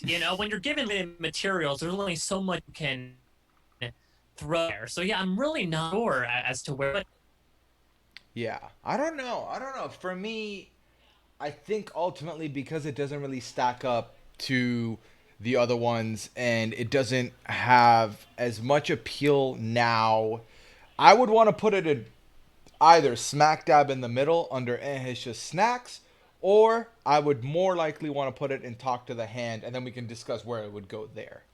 let's put it into the hand for now. I would say maybe it has a chance of being right below bugles, and it's just now like that tier is now sort of reserved for like it succeed job, but it's just sort of okay. In which case, I do feel like unlike things like Cookie Crisp, Pop Rocks, and Push Pops, like Yeah. those things have flaws about them. I don't really know if Lunchables have flaws. Yeah, I'm not sure about that either. They're just okay. So to the chat, I don't know what's going on with my internet. It seems like the stream is lagging constantly. That's a no bueno. I don't like that. Mm-hmm. But I'm not sure if I can do anything about it now. If we end up getting disconnected again, the next time we come back, we'll wrap up and we'll continue this another day, perhaps. I'm sorry about it. I don't know what to do. But we'll power through. We'll power through. We'll power through. Okay. So for the next one, Mike, I would like to talk about. Actually, no. You know what? I said Lunchable, so it's your turn. All right. So we have two yogurt options here. Not one, but two. Let me go with the more portable one. Let's go with Go-Gurt. Go. Thank you. Okay, so this was what I was gonna pick earlier as one that I've never had. Mm-hmm. So please explain it to me. It's yogurt on the go. The name says it all. It essentially is yogurt in a tube, a plastic tube that you just if you need yogurt for some reason, you cut a little piece off of it and you just squeeze it into your. That does not sound appealing to me at all. No, it's not. Nobody wants yogurt on the go. It's not something that you're craving. It's not like Gatorade. It's yogurt. I think the thing was in the 90s, and we'll talk about this. The other yogurt is that they want to be cool in a certain way, right? Like they wanted to be like, yeah, extreme. Like I remember a lot of the Go-Gurt commercials had kids skateboarding or scootering and like squirting the Go-Gurt in their mouth because they're on the go. They want to be able to get where they're going and have their yogurty treat. But I don't know if it succeeded in making yogurt cool. Right. I feel like yogurt is probably like I think the one thing that maybe got successfully yogurt cool was frozen yogurt, and that's not even in the same. That's a Mm-hmm. different thing, right? So, Yeah. I think yogurt doesn't need to be on the go. And now, honestly, I would prefer a little yogurt pack that has the little fruit flavoring, blueberry stuff on the The, side. If I want to like flip it and dip it, and then now I mix it up, I think that's the better move. Yeah, I think that, and honestly, the yogurt itself. I mean, I am not a yogurt person. I know that we'll talk about this with the yogurts. That to make this a little more marketable to kids, they sweeten the shit out of these yogurts, which is usually a sour treat by like just pounding it with sugar. So I can imagine that I love the yogurt, but the Go-Gurt was so popular, it inspired a trend. Puya, have you ever heard of Skippy Squeeze Sticks? I have not heard of Skippy Squeeze Sticks. I'm gonna search this up. Imagine Go-Gurt, but with peanut butter. And that Huh. was something I, uh, unfortunately partook in quite a number of times. Wow. Okay. I could get behind this one, Mike. I could get behind this one. Um, Let me see if the thing I'm thinking of is here too. Uh, let's see. Is that a thing? Did I make that up? No. Have you heard of Choky Choky or Chalky Chalky? Have you heard of this thing over here? Choky Choky or Chalky Chalky? No, Yeah. I have not heard of So that. that's a very similar. It's like it's chocolate in a tube, very similar like Mm-hmm. the way the Skippy one looks like, and you squeeze it out. So it's kind of the same. And I'm into it. I like it. If it was peanut butter flavored, chocolate flavored, I'd like it. But Go-Gurt, I don't think that's for me. It's just is so weird that they yogurt. Is it because it rhymed with go? They're like, we need something that's transportable on the go. Okay, I guess we'll go with yogurt, go-gurt. Like, I don't know what other foods rhyme with go that they could possibly throw in there because yogurt is something that I don't imagine a lot of kids are really jonesing to eat on their way to Right. class or the library or whatever kids do nowadays. So the TikToks. I think, and the only sexual thing about Go-Gurt is the word gurt and the implication of what yogurt looks like. And then that's it. There's no. The only other thing is that the Go-Gurt tube itself is phallic, and so that could Right. be used in replacement for something else. But I also do feel like I don't know, like if it's supposed to be refrigerated, I don't know if you want it anywhere near there, or maybe that's maybe that's also alleviated. I don't exactly know. Yeah, okay. Okay.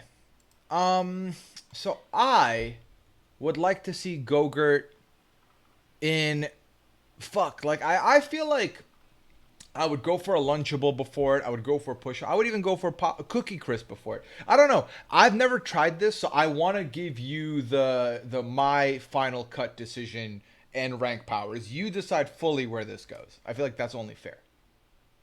Go-Gurt, you're going to the bin. Benham Go-Gurt to the bin. above the cheese balls I, or below? ooh, good question. You know what? I'm gonna put it above the cheese balls because I admire what they're going for with the Go-Gurt. For some reason, they decided to make Gogurt. It would be like giving like Werther's originals to sporters, to be like, hey, make these things cool. That's ordinarily for old people. Not to say that yogurt's for old people, but it's definitely not a kid thing. Yeah. So I'd say that the cheese balls just have nothing going for them, and Gogurt has that weird aspect, gives it a little bit more like interest to me than something like the cheese balls, which to me just feels so on every. Okay. Okay. I'm very happy with this. Um, you know what? Let's continue in the area that I have no knowledge about. You put Mm-hmm. Trix yogurt in the mix here. Let's go to another. Let's get the yogurt Yes. out of here. So, Trix yogurt. The photos look interesting. What are your thoughts on the Trix yogurt? I'm so glad you chose your words like that. So yeah, I mean, so Trix yogurt is another thing. This was made by somebody that made Trix. I mean, so Trix cereal existed before this. Silly Rabbit, Trix are for kids, etc., etc. The rabbit that unfortunately wanted to always eat Trix, but he was forbidden because of his animality. And they decided to branch out into yogurt again to really appeal to those kids of eat your dairy, have your yogurt. And again, I was not a yogurt person, but I do remember getting Trix yogurt. I do remember, again, because it tasted absolutely nothing like yogurt, it had some appeal to me in that regard. And I think the colors were really the biggest thing. They would be like Trix pieces, so much like you talked about, it'd be like blue and purple, or like red and green. And it was really, they tried to say, hey, it's Trix in a cup but with some yogurt. It essentially was junk food yogurt, which is crazy. Like they were like cotton candy flavors.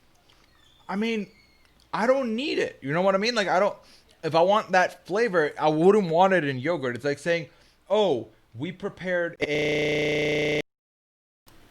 Hello, hello, everyone, and welcome back to the tier list Tuesday, now the Thurs list Thursday, part two. I manifested this by saying, no, don't call it Tears Day because it might be close to Thursday. And now that it's on a Thursday, we can officially call this Tears Day. Yeah, you fully. I'm willing to say that you are.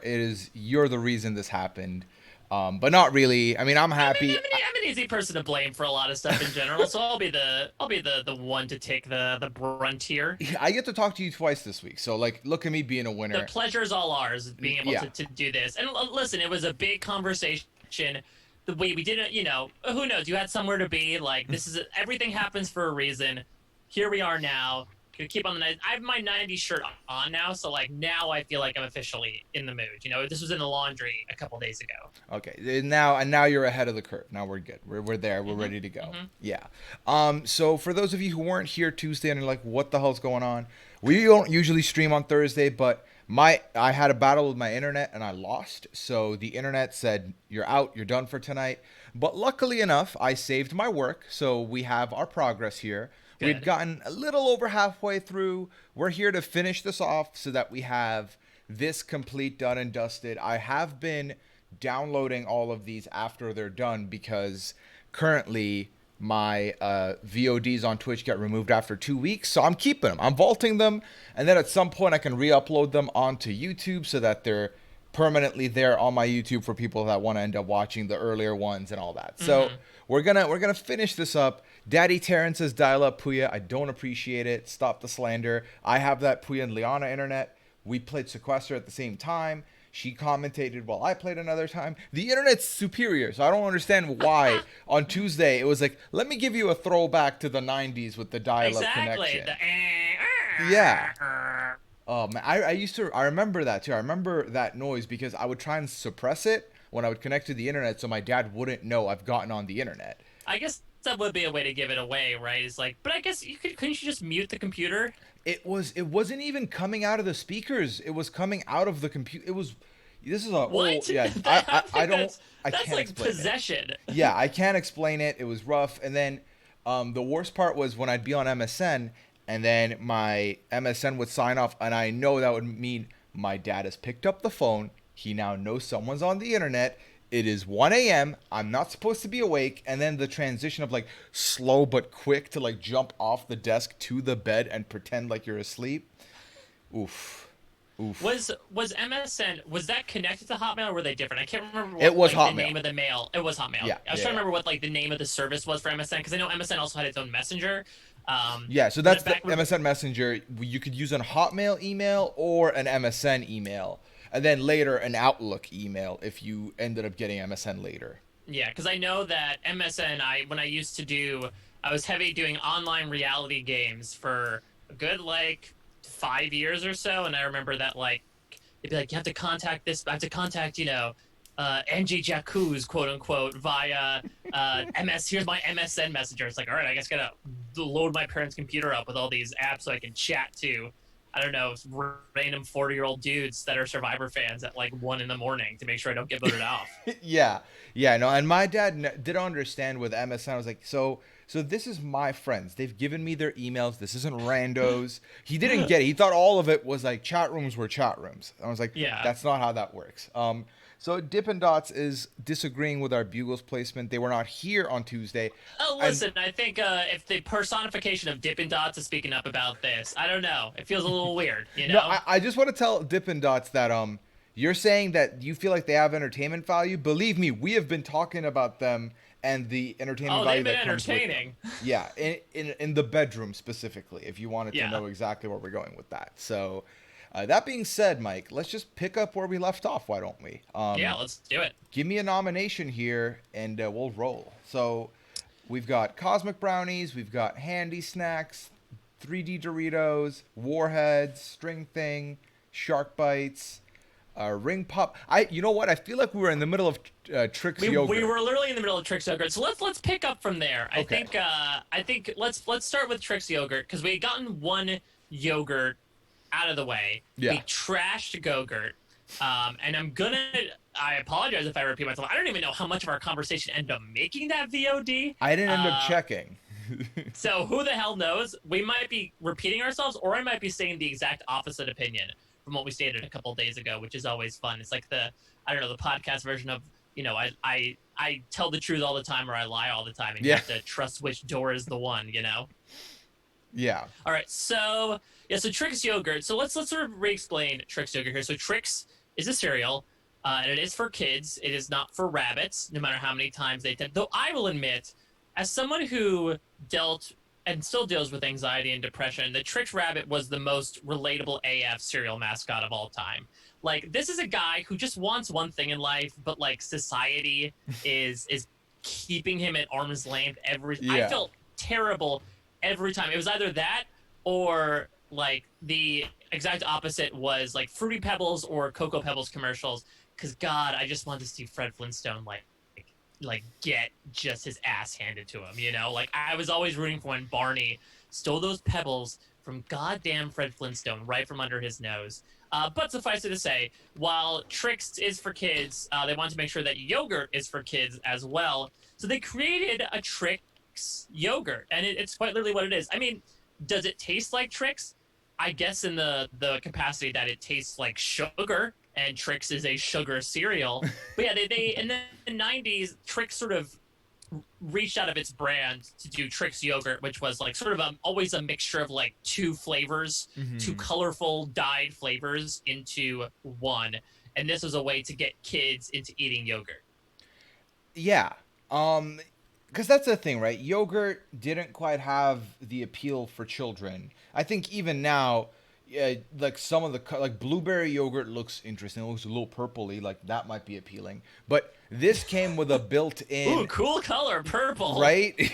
This came with a built-in mascot with something kids could look at. Yeah. I know this rabbit. This rabbit was with the cereal. Yeah, I like that. Let me try that. As someone who's fallen employed on many of items bought in our house because I like the mascot, I get the reason. I get why this was a thing introduced to kind of get that junk food yogurt market going.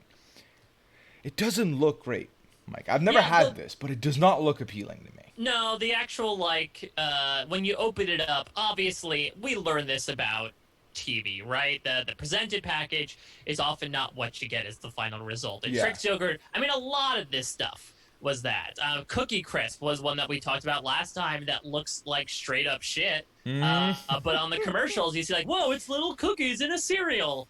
And Trix yogurt happened here, where I just think that colored yogurt, while maybe appealing to visually like attracted children, does not translate well to like yogurt. Like, I'm not going to dig into what looks like a rave yet met my breakfast. I can't even remember. What I do remember is that, I'm not a huge fan of yogurt even today, but this is one of those yogurts that I would eat, and that's because, much like we talked about with Go-Gurt, and much as I mentioned before, it is filled to the brim with sugar, which sort of outweighs the actual nutritional value of the yogurt in itself.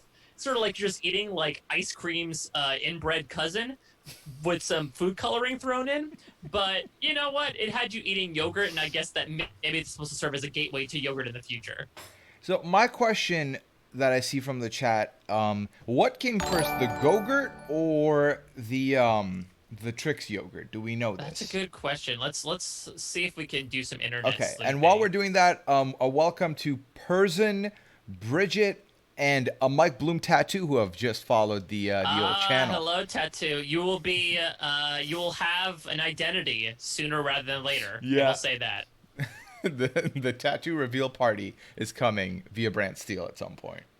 So I'm trying to figure out, because I guess there's gotta be, maybe if I check the Trix Wikipedia page. Yeah. When yogurt came around. Yeah. I will say it's not directly from Trix. That was sort of a partner with YoPlay. So Go-Gurt's 1998, according to Daquan in the chat. Nice. I feel like it's got to be before that then. Okay. Like 1998 is so close to the end of the decade that I gotta feel like Trix yogurt was around. I mean, Trix by itself has been around, had been around 45 years or something before that happened. So I'd have to imagine they came up with the idea for yogurt somewhere. Okay. Well, wow, Go-Gurt was 1998. Yeah. Wow. Really cutting it right before. So wait, I'll also follow up, Daquan, if you could look up when Skippy Squeeze Sticks came out and just why they decided, however many years later, to replicate that with peanut butter so that little grody Mike Bloom thinks that the best idea is to squeeze peanut butter out of a plastic tube into his grubby little mouth. Yeah, we were talking about I think we might have gotten cut off last time about the squeezed peanut butter and the squeezed chocolates and how appealing those were. Actually, I think we talked about those during the Go-Gurt talk because it's kind Yeah, of exactly. similar delivery system. Yeah, I'm not gonna lie to you. I stand by what I've said before with the Go-Gurt here. I don't need a dessert yogurt. I don't even like flavored yogurt. If I'm having yogurt, it's either plain or I'm just not having it. I don't have it that often anyway. What are you, Taryn? Okay, I don't need the outside commentary, please. Yay! Liana Barge commentary. This is what we're here for. It's now officially, I'll say a podcast. Now it's officially a stream. Yeah, exactly. It's not a stream until Liana chimes in at least one time. But Yeah. So I agree. I think that like, I guess the question is. I guess the question is like, does it have? Because I don't know if I want to bin him with the Go-Gurt. I want to feel like there should be a separation there, but I'm not sure. Like, if it's talk to the hand, it's bottom level talk to the hand, in my opinion. And Yeah. that, like, it's just it's sugar cultured milk. and like I would eat this if this was there and Go-Gurt was there, I would take this over the Go-Gurt personally. Yeah, again, because the transportability is not an appealing factor to me. Like, yes, I am a man on the go, but I'm not like gotta bring this yogurt with me. Yogurt Right. takes how long to eat? Like 30 seconds at the most. Like it's a small pack unless you're digging into like I don't know a thermos full of yogurt. You don't you can take a minute out of your day to eat the yogurt and then move on with it. You don't need to bring it to the skate park or wherever. That's right. You don't need this on the move. You really don't. I mean, I get that the appeal is it's portable. I don't need it portable. Yeah, I agree. Though I guess I don't know because I guess if you're trying to create like what dairy products are transportable, like I'd be good with them, or however they do it. They put ice cream in a tube and you're able to squeeze it into your mouth. Like I'd be fine with that because oftentimes ice cream dribbles on your hand and gets messy. I guess that's Yeah. what sort of those like freeze pops were from the 90s. Those like Yeah. very one colored, like pop them in the freezer, pop them out, cut the crap out of your mouth while you suck on them before they turn to juice. Yeah, see, I would take that. I would that even that as much as I don't like them as much anyway.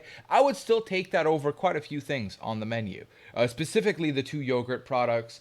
And I know Susie earlier was trying to push for cheese balls getting a redemption. The cheese balls are staying in the bottom. They are. I'm intrigued to hear a pro cheese balls argument Okay. as to why cheese balls is like is tolerable. I'll add that adjective to it. Also, Daquan came back with some feedback for the Trix yogurt. First said Skippy Squeeze Sticks were 2003. Wow. Yeah. So 5 years later, half a decade later, they're like, well, we put yogurt in tubes. I think we should start putting other stuff in tubes now. Yeah. And then the earliest commercial that he can find for Trix yogurt is 1999. So I think Go-Gurt came first. You know what it was, honestly, Puya? Now that I'm thinking about it, Y2K was on the horizon. You know, the boon of the 21st century. Do you think people were so freaked out about the apocalypse that they're like, we gotta find new ways to eat yogurt? It's something that can hold relatively. It's already cultured, so it's not like milk and that it'll spoil. Like, let's figure out new ways to have kids. Or maybe it's like when the apocalypse hits, these kids need to have so much calcium in their bones when they repopulate the earth. I mean, I will say that the one thing the Go-Gurt would have over the Trix yogurt is that if you forget your spoon at home, you can still have it. If you don't have a spoon for yogurt and you're you're in desperate measures mode and you're trying to like take it in like a drink, you're gonna make a mess, Mike. It's not a cute look. Can't you lap it up like a cat? You can, but also like, are you gonna really perform cunnilingus to yogurt in public? I feel like that's not the move. Which segues perfectly into how do we feel? How erotic do we feel that Trix yogurt is? Not that much. Not really that much, unless you are into the taste. At that point, it kind of like works as at the very least, I'm gonna put it here and then have it off of you, kind of Well, thing. okay, here's what I'm thinking. So we're both Big Brother people, and Yes. I know that Taryn's covering Big Brother 4, which very famously has the lettuce bikinis. Is there some value in like yogurt bikini I that don't you think that you so. eat up? This isn't like the pizza. The this isn't like the bagel bites where like Yeah. this is just going to slip off, and it's not great. I feel like for me, it doesn't look appealing to begin with. Mm-hmm. I don't think this would work like that. I think at most this is a acquired taste in the sense that if you like the taste, you can eat it off somebody. Yeah, Yeah. I agree. Also, I believe we got sent from Wedge Brow in the chat an article from the Chicago Tribune from '92 that I guess was sort of the announcement for Trix yogurt. So I I like guess that the this was more Tribune of had to put a blur something out there for it. yeah, exactly. Like they had to. Well, I think a lot of these brands like put out big press statements about like the new products that they have. So it makes sense that Trix is like, we're going to yogurt now. And to those of you who weren't here, like Dippin' Dots, if you want to catch up with what happened on Tuesday, there are a lot of clips from that stream in my clips. So go check those out. They're worth it. Trust me. I've watched them. I showed them to Liana. She enjoyed them. She judged me a little bit, but mostly enjoyed them. For So which part? The bagel bite nipples the I or mean, the eating I the fruit think roll? I think us somehow deciding that we need to not only tier them based on taste and nostalgia, but also sexual use was definitely an eyebrow raiser for her. Listen, this is a gateway for me to eventually teach my son about the birds and the bees, which I is will. going to be the bird's going to be Sunny from Cocoa Puffs, and the bee is going to be the Honey Nut Cheerios bee. That's how I'm going to learn things through capitalism. I will send you this download later, and you can, when you have to open that tough conversation, and you're like, here, if you want to introduce food into it, watch this stuff. Well, honestly, my feelings with my son is I wonder just because I podcast about so much, if there'll be a certain extent where like if I ever want to talk to him about something, I can refer to a podcast that I talked about it on to be like, Exactly. let me explain this to you, son. So that way it's almost like I'm teaching him just in the past. Right. Oh my god. Yeah, just the encyclopedia of knowledge you have to embark on Ol Asher is going to be incredible. So here's the things, right? I'm assuming that we're not going to end up wrecking this friendship at any point. So what I would like to know is what ends up being his first ever podcast that he listens to. Oh, that's a good question. Yeah, and then what ends up being his favorite as the years go by. Those are the two things I want to know. Yeah, I guess so. I guess these are the ones that I'm doing. Yeah, so I guess the so tough because like first of all, what's a good age to get a kid into podcast? I have to think about like what's a topic that they would enjoy. Maybe it might be this. To be honest, they'd be like, Dad, what was it like when you grew up? Like, let me show you all the crap I shoved in my gullet over the course of a decade. Yeah. Enjoy, son. And then I'll just clip out all the sexually explicit sections, or I'll like, you know how sometimes in the educational videos they say like pause and discuss this. Like then I'll pause and I'll talk about, okay, see, son, when you tie someone up using fruit by the foot, you want to make sure you have their consent first, but there are people that are into the idea of being restrained. Speaking of which, I should actually ask because last time you had the sampler pack, right? You had the Gushers, fruit by the foot, fruit roll-ups. Has that pack? Is that dispensed at this point? It's all gone. It was gone. We went into the next day with three of the which one was it? The three of the roll-ups were left Okay. out of the whole pack, and then I Wow. finished those about by the time afternoon kicked in. Yeah. Has any of your opinion changed on these three based on having multiply consumed them? I still stand by my original thought. I thought fruit by the foot was the best one. And then the roll-ups are good, but they're just kind of basic. And then the gushers, I liked the one I liked, and then I hated the ones I hated. So I'm still curious It's because really the Gushers are polarizing. yeah. So because there was a lot of advocating for the gushers, I'm gonna try a non-tropical one next time and see where I land on those. Yeah, keep it less beachy with your Gusher intake. Yeah. No, and like given that the three roll-ups were what was left, when I had them, I was like, oh, this is great. Although Liana was judging me because the way she had we shared, like we each took one of the last two, and so Yeah. I opened mine and I just ate the whole thing in one go because that's how I roll. And she was like, "Nope, that's not how you do it. That's disgusting." And then she proceeded to like remove the tape and then like hold it in her hand, like piece by piece eat it. And I'm like, "Listen, this is just you're leaving it in your hands for too long. I feel like it's dirty. Like your hands are dirty. Just eat it quickly." But she wasn't about that, so I don't know. Now you could be the ultimate like chaotic evil and just like form it into a ball and then just pop it in. Oh, that's No, what I that did. That's so what you I did did. that. That's Oh my, and chaotic how are evil your me. molars? Are they okay? It was fine. I survived. Everything was good. Okay, No pain. Nothing got stuck, so it was good. that's good. Yeah. I just don't like it's the same. So when I eat wings, I don't use both hands. I use one hand because I want to minimize the Ah, dirtiness. So I feel like I do the same thing with anything that might make my hands sticky. I'm like, let me just quickly eat this candy. That way I don't have it sitting in my hand. It's not gonna settle. It's not gonna like feel nasty, and I can mm-hmm. move on. So that's my logic on it. But then I also will fully realize that it probably looks hella ridiculous that I just took it in one bite in like a little like circular roll up. So Well, here's a game changing idea, and I don't think this has been invented yet. Have you thought about wearing fake hands over your real hands? And that way, if they get dirty, you can like discard the fake hands and still have your pristine real hands.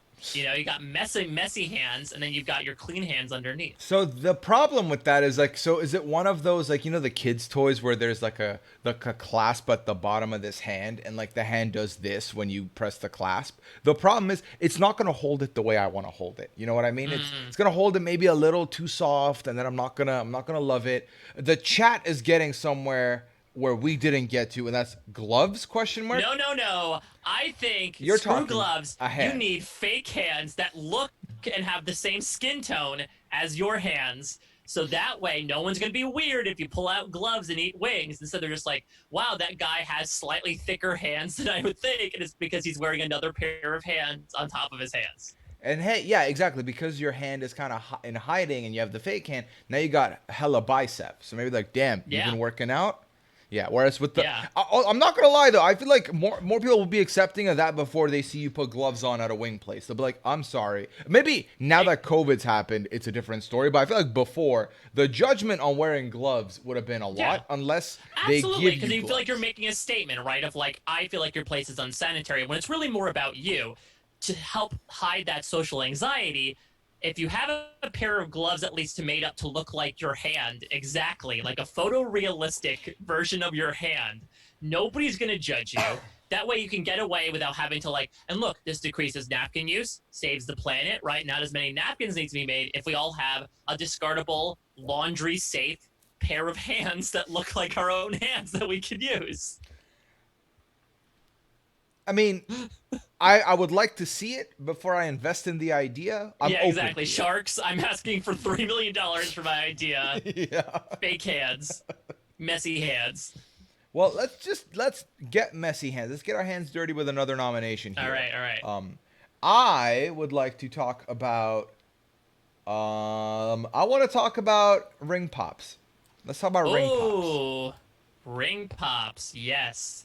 So ring pops, they're sort of like a cousin of the push pop in that it is sort of like a repackaged lollipop. Yeah. All it literally is you think about like the plastic ring that you get in like the Gashapon 25 cents machine outside Caldors or Walmart or whatever. And that's it. It's a diamond shaped lollipop that you keep on your finger and you keep on licking. And I know as a child and also as a man whore in training, there were many a girl I gave these rings to. If I liked it, I should have put a ring pop on it, and I did many a time. Many times? A good amount of times, Okay. you know. I see. I love these. I mean, so look, I have sausage fingers, so like the ring element doesn't really work for me, and if it does, it hurts. But the flavor is lit. I love the flavor. I do not mind a ring pop. I've had many different flavors. During our when me and Liana used to do Montreal trips, I would bring different flavors of ring pop. I would buy them if I'd see them at a store, different flavors, and like at one point I had like 9 different ones, and I brought all of them, and handed them all. I don't remember. It was like an inside joke, and then Liana was like, "I'm not gonna eat all these." I'm like, "Well, too bad. Fine, I'll keep them." And then the day she was leaving, I would throw a couple in her backpack in the bottom and like hide them. And then when she would yeah, I'm back and I just parked the car. I'm like, check your bag.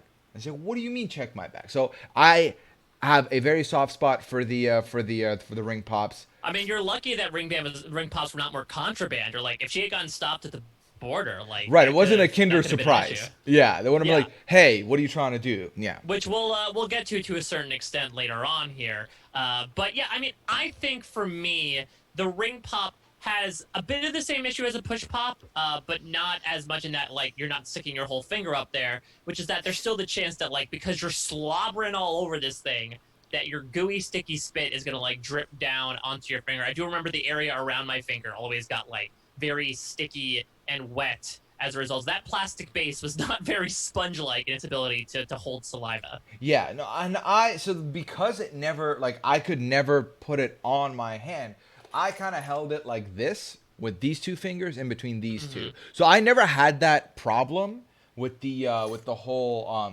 the sticky factor in a way. But then also for me, I think the nostalgia factor gives it a bit of an edge to me. So I would want this above push pops for sure. Interesting.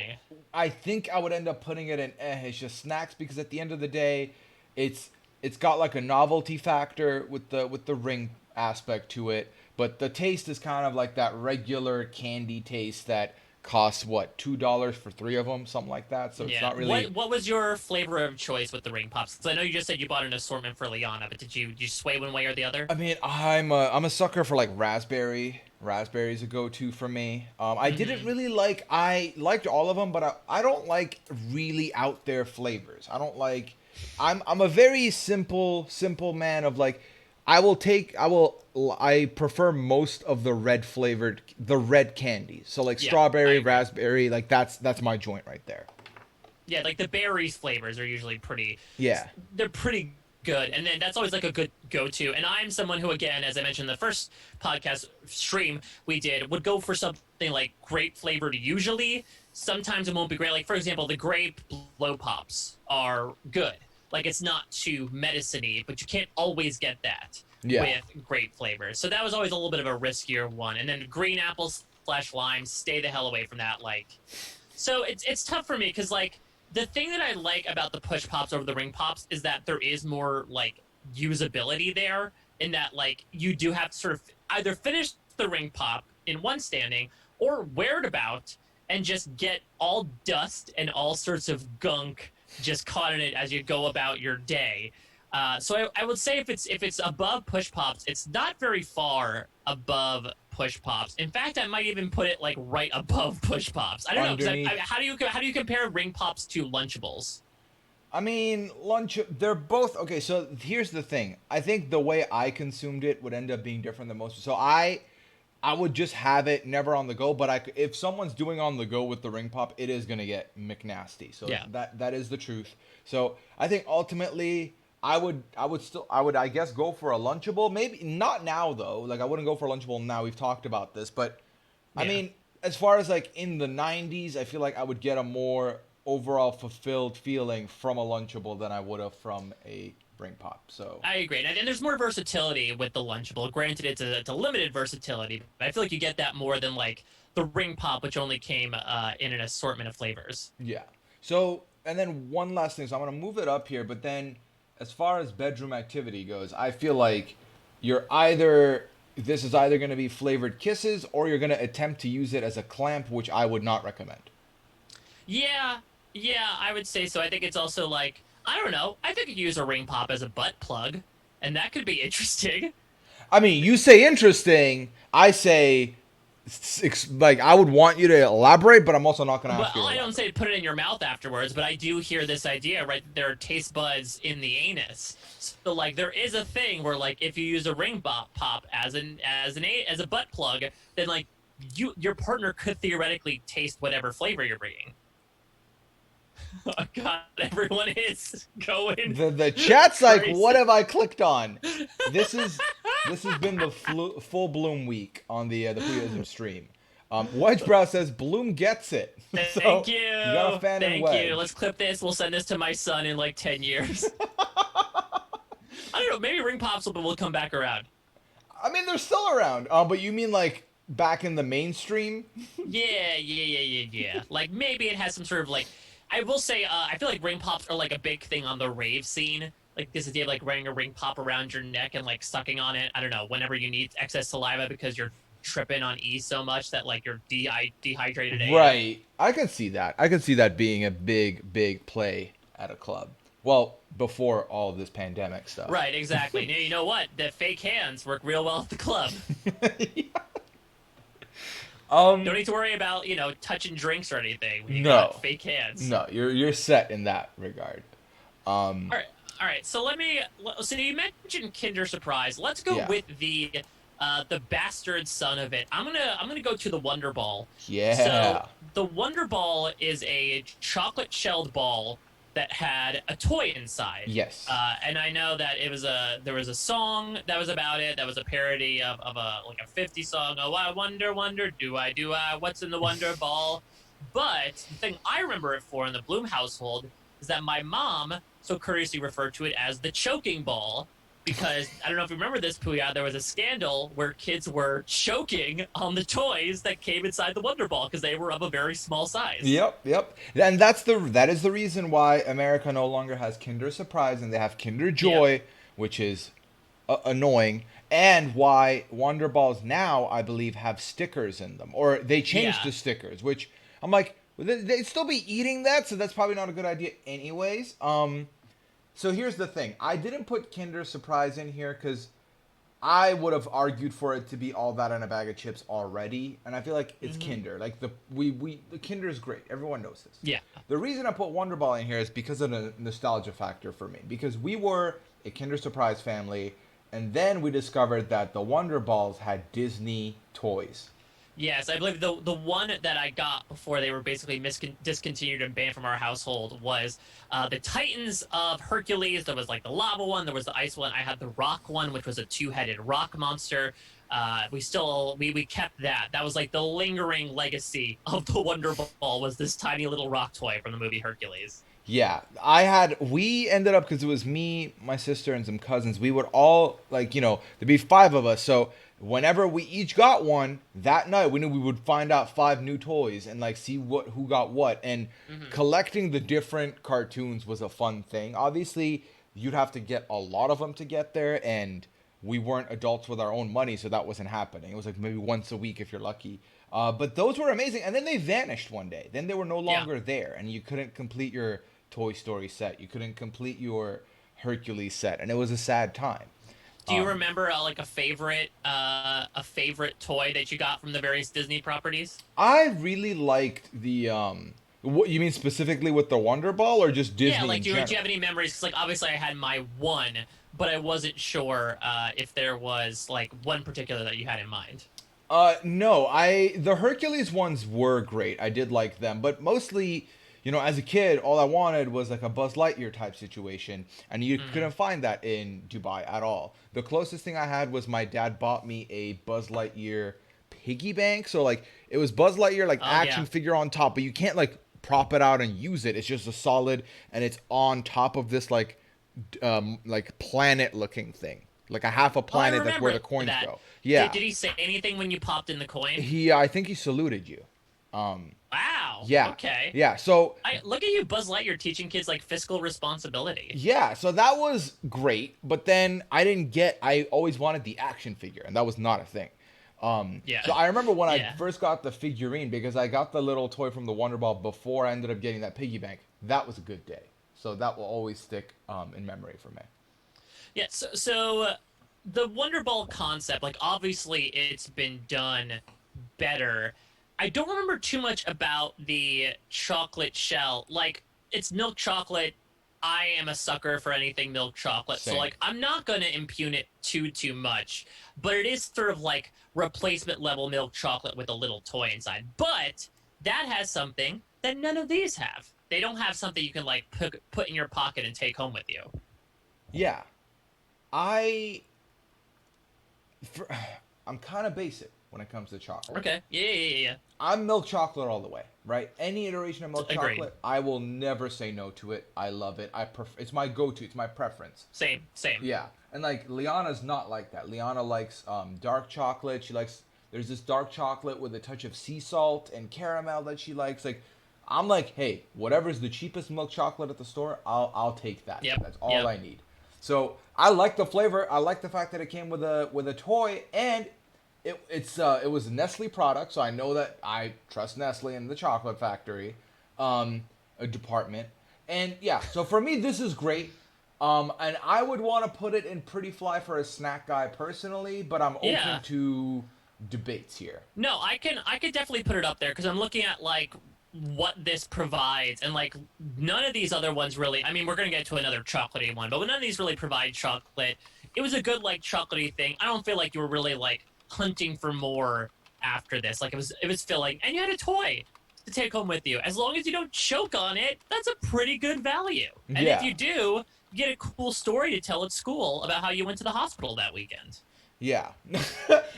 I mean, it's funny because I never had that problem. I feel like I was always, the one thing I can say that I was sensible about was that, yeah, you gotta open it in half and then you have 2 bites of chocolate, not one, Exactly. right? Yeah, So, yeah. I would, yeah, so would you want to put this in the Pretty Fly then? Yeah. Would you be okay with that? Let's do Pretty Fly for a snack guy. Above Dunkaroos or below Dunkaroos? Ooh. I'm gonna put it above Dunkaroos because again, Dunkaroos is still like brought down to me by the fact that the cookie is essentially inessential. So I personally would put it above Dunkaroos because I think that it at least has two at least pretty good elements, whereas Dunkaroos has one great element and something inessential. Okay. Yeah, I can leave it there. I see you, chat. I know you don't like this, but I'm a sucker for nostalgia. I'm a sucker for a toy with my chocolate, and I'm a sucker for milk chocolate. So it kind of felt like a treat in a treat within a treat Yeah. And every on the time. bright side, you can't put this up your butt. Right. And I'm okay with this not being a accessory in the bedroom. I feel like Yeah. this is a fun post bedroom activity snack because then you get a toy as well. Unless there's a special little something inside. Like if they have adult versions of the Wonder Ball. But like it's still a gamble because like maybe what's inside you're not gonna want to use. It's like one man's treasure kind of thing where it's like, oh, Yeah. you like it, you could see use for it, but maybe someone else doesn't. Yeah, exactly. So like it's a roll of the dice. Yeah, exactly. Speaking of rolling the dice, I'm gonna roll the dice here with the next one then, and I'm gonna go with. I'm gonna go. So I will say this, Mike. We are getting to the territory of I've eaten 2 out of the remaining 6. No, 3 out of the remaining 6 Okay, items. so half and half, not Yeah, too bad. it's not too bad. Let's go with the sour candy. Let's go with the warheads. Oh, warheads. Yeah, this was my gateway to the sour candy living, and I loved it.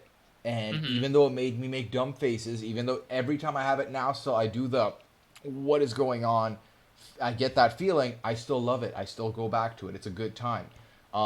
This was this was the gateway for me, and then I Mm-hmm. ended up loving sour Skittles, and then my teeth were like, we have to stop doing this. Sour Skittles. Well, sour. It's interesting. So I guess, do you prefer like an outright sour candy, or do you prefer sort of like sour Skittles, where it was just a sour coating around a regular Skittle? You know, like that's the Sour Patch Kids, right? It's like there's a sour coating, and then once that sort of dissolves away, then it's sweet. That's the only way I can personally Yeah, tolerate like no. sour foods. I like both. But if I'm jonesing for sour, I will go for a full-on sour. Like the sour Skittles outer with the Skittles middle, like that I could. I mean, I've lived without it. You know, I went back to just regular Skittles and my life was fine.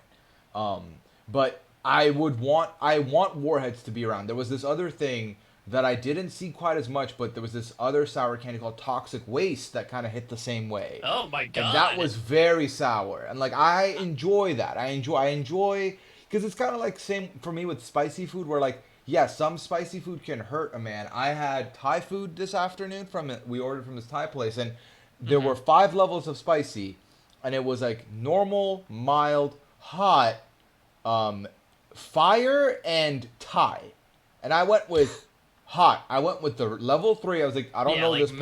middle ranking. And I couldn't. It was not too much for me. I ate my meal, I enjoyed it, but I was like, you're fucking with me. I don't like this. Yeah. So with that being said, I would still go back and order the same thing next week if I was ordering Thai food again. So with sour candy, I love it. It's unique. I feel like there's not many companies, there's not many brands, different things of sour candy that I like, that I want. Right. And Warheads were in their own league for me. So these are, Yeah. I'm gonna end up ranking these high, is what I'm trying to Yeah, say. I mean, here. these are, so I am personally not a fan of sour candy. Okay. It had to be an acquired taste for me. But these are top tier from the nostalgic value. Like, this was the playground whispers candy of, like, you can't eat a warhead. Like, these are the sourest candy on earth. I just remember that being, like, a big thing is if you ever got a warhead of, like, you should cancel all appointments for the next day because you're going to be laid out after eating this thing. Yeah, And they so were it has a big reputation for it. Yeah. Yeah, these were the don't snitch on me. I'm about to have a warhead. For some reason, we thought these were like drugs in grade Yeah, school. It's like, exactly. Like, oh my god, did you hear Jack brought in warheads? Like, oh my god, that's insane.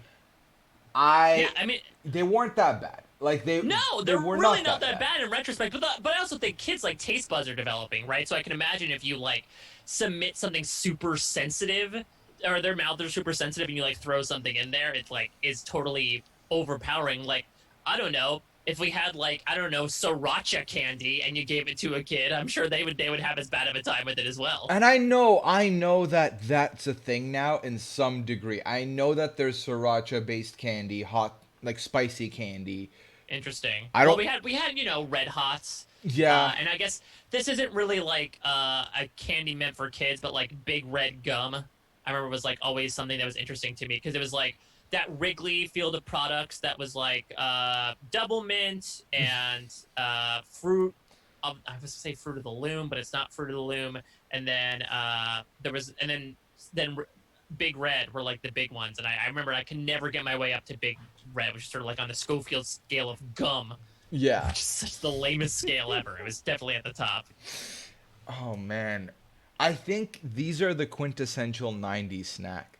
Like Totally. they're. I feel like I haven't really seen them since. I feel like I haven't sought them out in a long time. I think they're still popping around, but yeah, like you said, like these are the training wheels of sour candy, and so I think that like it has a lot of value there, but you don't actually like when you're in your 20s and 30s, you're not pursuing warheads in particular. You're more so pursuing like sour gummies or like some sort of other sour candy because it's relatively for going on your Thai scale, it's definitely not Thai, definitely more mild. Yeah, no, I would say so.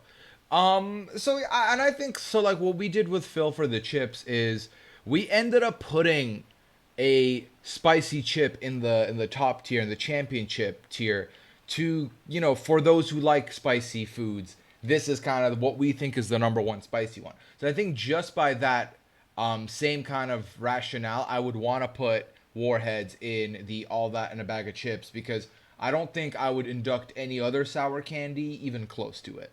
Yeah, and I would say I would personally put it third just because I do feel like the good thing about Fruit by the Foot and Bagel Bites is you can go back for more.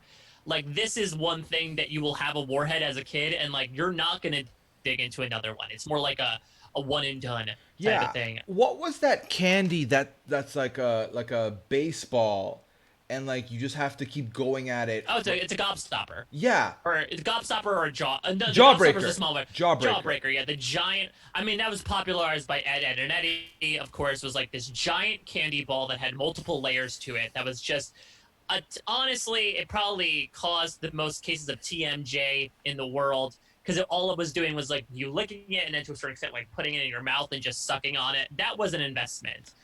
Much more so than the warheads was like quick and easy. Yeah, like that would have it never appealed to me, and I was like, just the idea that I have to finish this is too much. I don't want this. Yeah. Also, since this is like our last outright candy we're talking about, Magnum Eagle 921 brought up Fruit Stripes, which definitely would be Binum because I don't know if you ever had Fruit Stripes gum, Puya. It was a fruity gum that came in a wrapper that served as a temporary tattoo. But the wrapper never worked, and the Fruit Stripe gum has to be some of the worst gum I've ever had in that you get a fruity flavor for point 0.3 of a second, and then it is cardboard in your mouth. So like Ugh. it is a flash in the pan of sugar, and then after that, it is just like chewing on wallpaper paste. Yeah, this doesn't look appealing to me at all. So I wouldn't be about this. I will say I have gotten a lot of different snacks slash gum that had tattoos in them, and I've applied those tattoos. There was this specific lollipop that tasted great and came with a tattoo, and Ooh. had like the middle was gum, which was kind of like the all like it was the perfect So like mix a of blow things. pop, yeah. Yeah, so that was perfect.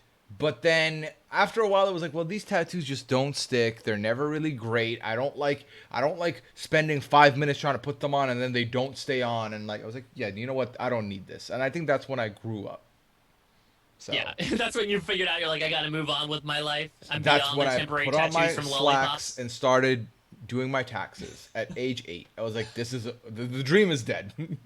Yeah, exactly. I'm done. This is what this lollipop temporary tattoo did to me. Oh man. Okay, so we're almost at the end here. What would you like to nominate next? Let's do the handy snacks here. Because I'm going to say outright, Go-Gurt and cheese balls, you might have a new friend here. Because, Oh, listen, I'm snap. not like I don't know, I'm not a huge cheese fan, but like the cheese itself is pretty awful. It's like so waxy and so like I don't know. It just did not taste like good cheese. I think the appeal was like, oh, you're kids with cheese and crackers. You can spread it on your own. And of course, the little red stick was I think the thing that kids love, where they could use it as a toothpick or chew on it. But the actual cheese and crackers itself, I never found appealing as a kid. I would take a Lunchable much more than a handy snack because at least there's more stuff involved in the Lunchable, more to offer. And the cheese itself was, I don't know, it was basically like glue that you just happened to spread and was slightly edible. So, Liana, when I told her what we were doing, what the idea was for our Tier List Tuesday, this was the first thing she brought up.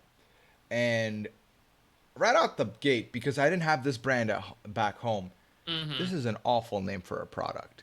A handy snack sounds the farthest thing from appetizing to me. But then I looked it up and I was like, oh, I remember these. These were, Mm-hmm. and like, I didn't mind these. I didn't love them, but also I didn't hate them. They were like kind of the perfect middle. And I know that there were different iterations. It wasn't always cheese, it wasn't always like the Yeah, weird, there's like an Oreo and frosting version, sort of like a knockoff Dunkaroo. I yeah, remember. like though that I would mess with. Any kind of chocolate dip area I would mess with. It would kind of end up being like a Dunkaroo at that point though. So Yeah. I get that we're kind of looking at these more of a with the cheese, and this cheese is like a level below theater, like movie theater nacho cheese. I was gonna say a level below theater. Yeah. Barely performed cheese. It's off Broadway cheese. It's okay. Like it doesn't do much for me. Yeah. As far as like if I wanted to have my own like what's the thing where you fondue? If I wanted to fondue, like that. This is a gateway to that life as a kid. Same way that the I'm looking at these candies. We talked about one of them being the Lunchables being a gateway to charcuterie. It's kind of in that Right. mold for me, where like you're learning to dip things in cheese and like them, right? But Yeah. does it? It I don't doesn't know live up. because the thing because there's also there wasn't just like the cracker one. There was also like a breadstick one. But no matter what, I also remember the thing about the cheese was that it was so thick that you couldn't dip it. That when you dipped it, it would break off. Oh, I And hated what's that. the purpose of that? Ugh, like what? Yeah, like if I'm supposed to dig into the fucking dip to get my stick out, that sounded horrible. What's the point? Like you have made this. This is supposed to be the utensil and the snack. I'm not supposed Exactly. to. I'm not supposed to like also be a utensil at that point. Like you're making more work for me. I don't like that. Exactly. So exactly. yeah.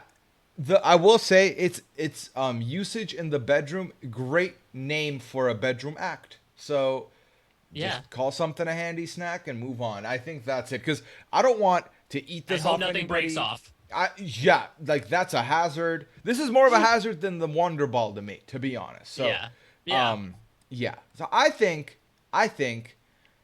I might put this at the end of Talk to the Hand or the first one in Binham.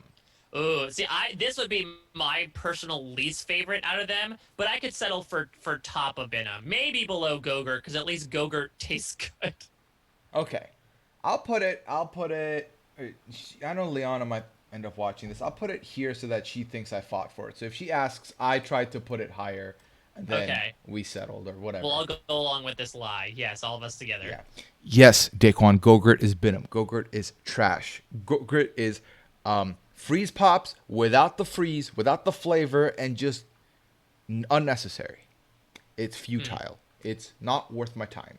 Okay, we're down to the last four here, and I would like to talk about cosmic brownies. Oh yeah, man. So these I was about to buy at the store because I've not had these. Okay, I've not had these, and I ended up buying the mini donuts instead because Liana wanted the mini donuts, and I said, okay, I'll give you that instead of my cosmic brownies.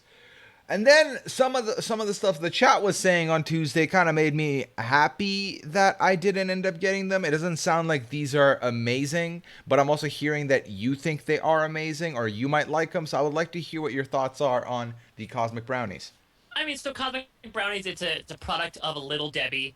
So I would say, like, is it a brownie out of the oven? No, but I think what it sort of marketed itself as is like the brownie you can share. So basically, the packaging is that it's like a rectangular brownie that sort of has like a perforation in the middle, so you could easily like break it off and give it to something else. And there's like fudge icing on the top and some chocolate pieces in it. So again, it's not a huge game changer of a product as much as some of this other stuff is, but it's definitely like a lunchbox stuffer that you'd see a lot of people do as a requisite dessert for their school lunches. So is it does it end up being, is it like chewy or is it a little more crunchy? Because like the picture kind of gives me a little bit of wafer feel. Yeah, I mean it's a little it's a little dry. I I would say it's one of those things where it's like chewy on the inside and like a little drier on the outside. Because again, this is pre-packaged stuff. You're not taking it right out of the brownie pan. This is something that has been made to last to a certain Right. extent. And okay, so and then the other thing is, and I've mentioned this in my chocolate talk with Ali last week. I don't like sprinkles. I don't like the little like weird like sprinkles on top that make it look like space themed. Like I'm not like that's never done anything for me. Liana likes sprinkles. I think sprinkles are just decoration at best. So I'm not about that. So for me, I would bin these, but I also feel like I'd be out of my mind to do that because I've not tried these before. So I feel like I should try. Binning them on concept. Yeah, I would Right. say, there's nothing about these brownies that is much of like makes it as much of a bad product as what we were just speaking about. That being said, it's not great, but it's like hey, I couldn't make brownies, so I decided to throw one into this kid's lunchbox. I think it's fine in that regard, but it's not exactly like it's definitely in talk to the hand for me. I think it's just a matter of like where does it go here because it's just sort of and I don't think it's the it's just snacks of Bugles where So Bugles actually like has a flavor to it. But like so, I think Jord in the chat was talking about how he just got these, but he also wanted brownies. He was craving them. So my question to you, and this will make the deciding factor for me: if I wanted brownies and I didn't have the time to make them, or I didn't want to make them, can I buy these and be satisfied and be like, that scratch that itch, I'm okay? Yeah, I mean, I think, listen, is your itch going to be like that particularly scratched? You're like, thank God I've been, I really wanted to have these. No, but if you're like, I'll take any brownie at this point, then yeah, Okay. you'd be fine with it. It's chocolate. It's, you can maybe peel the sprinkles off if you want to, but it's fine, Okay, I'm gonna put these in. It's just snacks then, just cause, it'll do. Yeah. It's Yeah. there. It's fine. But I put that below the Bugles because I think that the Bugles, again, have the fun aspect to it where this one has Yeah. sprinkles. I do wonder, maybe with all of us 90s kids now being of an older generation, maybe there's some marketability to Little Debbie like making special cosmic brownies. There's something there. I feel like you've piqued my interest when you say Is it magical? You might say. Maybe. I don't know. I'd be open to that. I would eat the sprinkles in that scenario. I'd be Yeah, okay with that. exactly. Like there's stuff in the sprinkles. So I think that could be a thing. Like I think there could be adult versions of these that exist, which mostly means that they have weed in them or they have alcohol in them. Yeah. No, and I have indulged in a magical brownie before, Oh, I and have as well. they slap. They slap. They Yeah, it depends. I mean, I had them in college where like it was like there was a kid who made some really good ones, and there was someone who made some really bad tasting ones.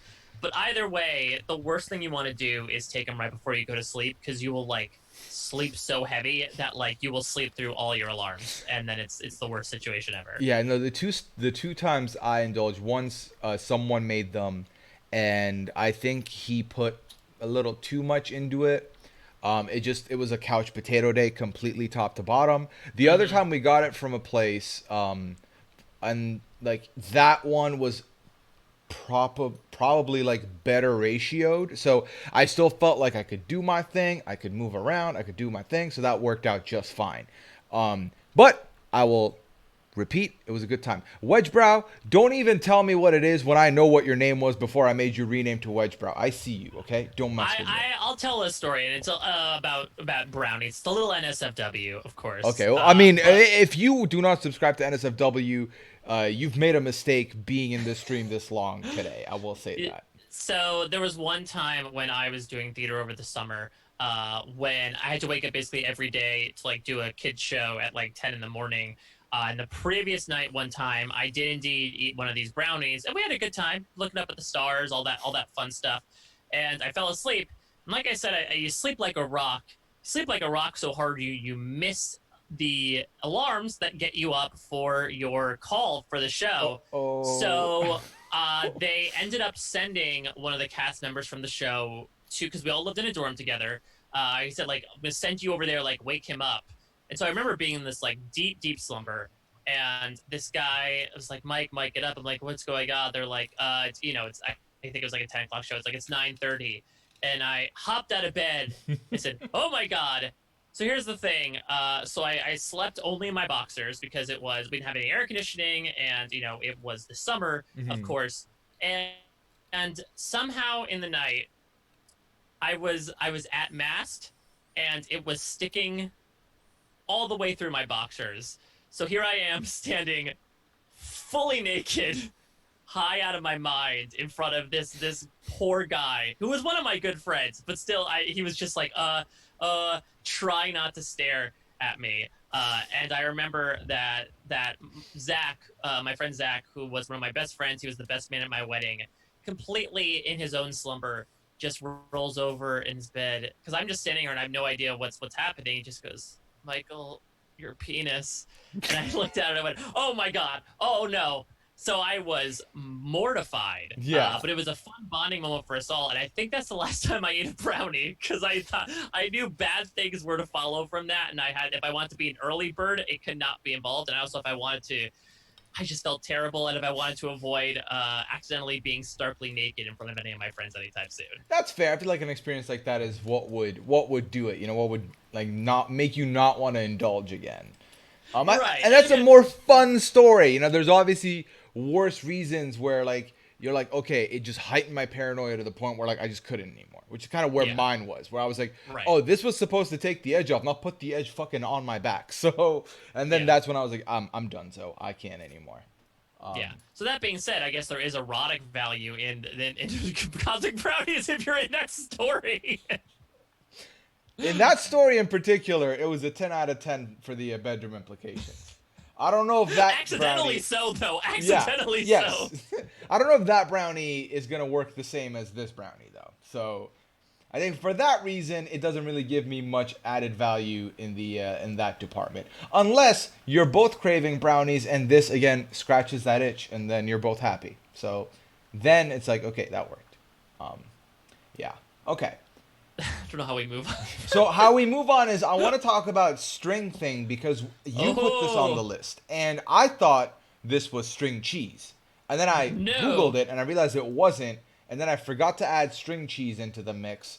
So we can also talk about string cheese right as Yeah, we like talk about string polyos. thing. Yeah, Yeah. So tell the me string about based string thing. stuff. Yeah, so string thing is it's like a it's not like a I would not compare it to like a gusher or a fruit roll up. It's more like a fruit snack. All it basically is that it's a fruit string that's arranged in a certain pattern. So like basically it's like unraveling a pattern. You pull the end up and you start eating and you're gradually like unwinding a pattern, sort of forming like weirdly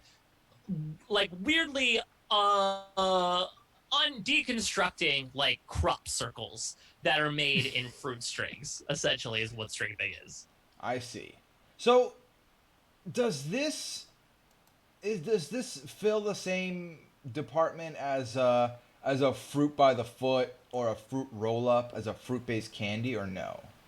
I mean, it was more of a fruit snack, so it was less.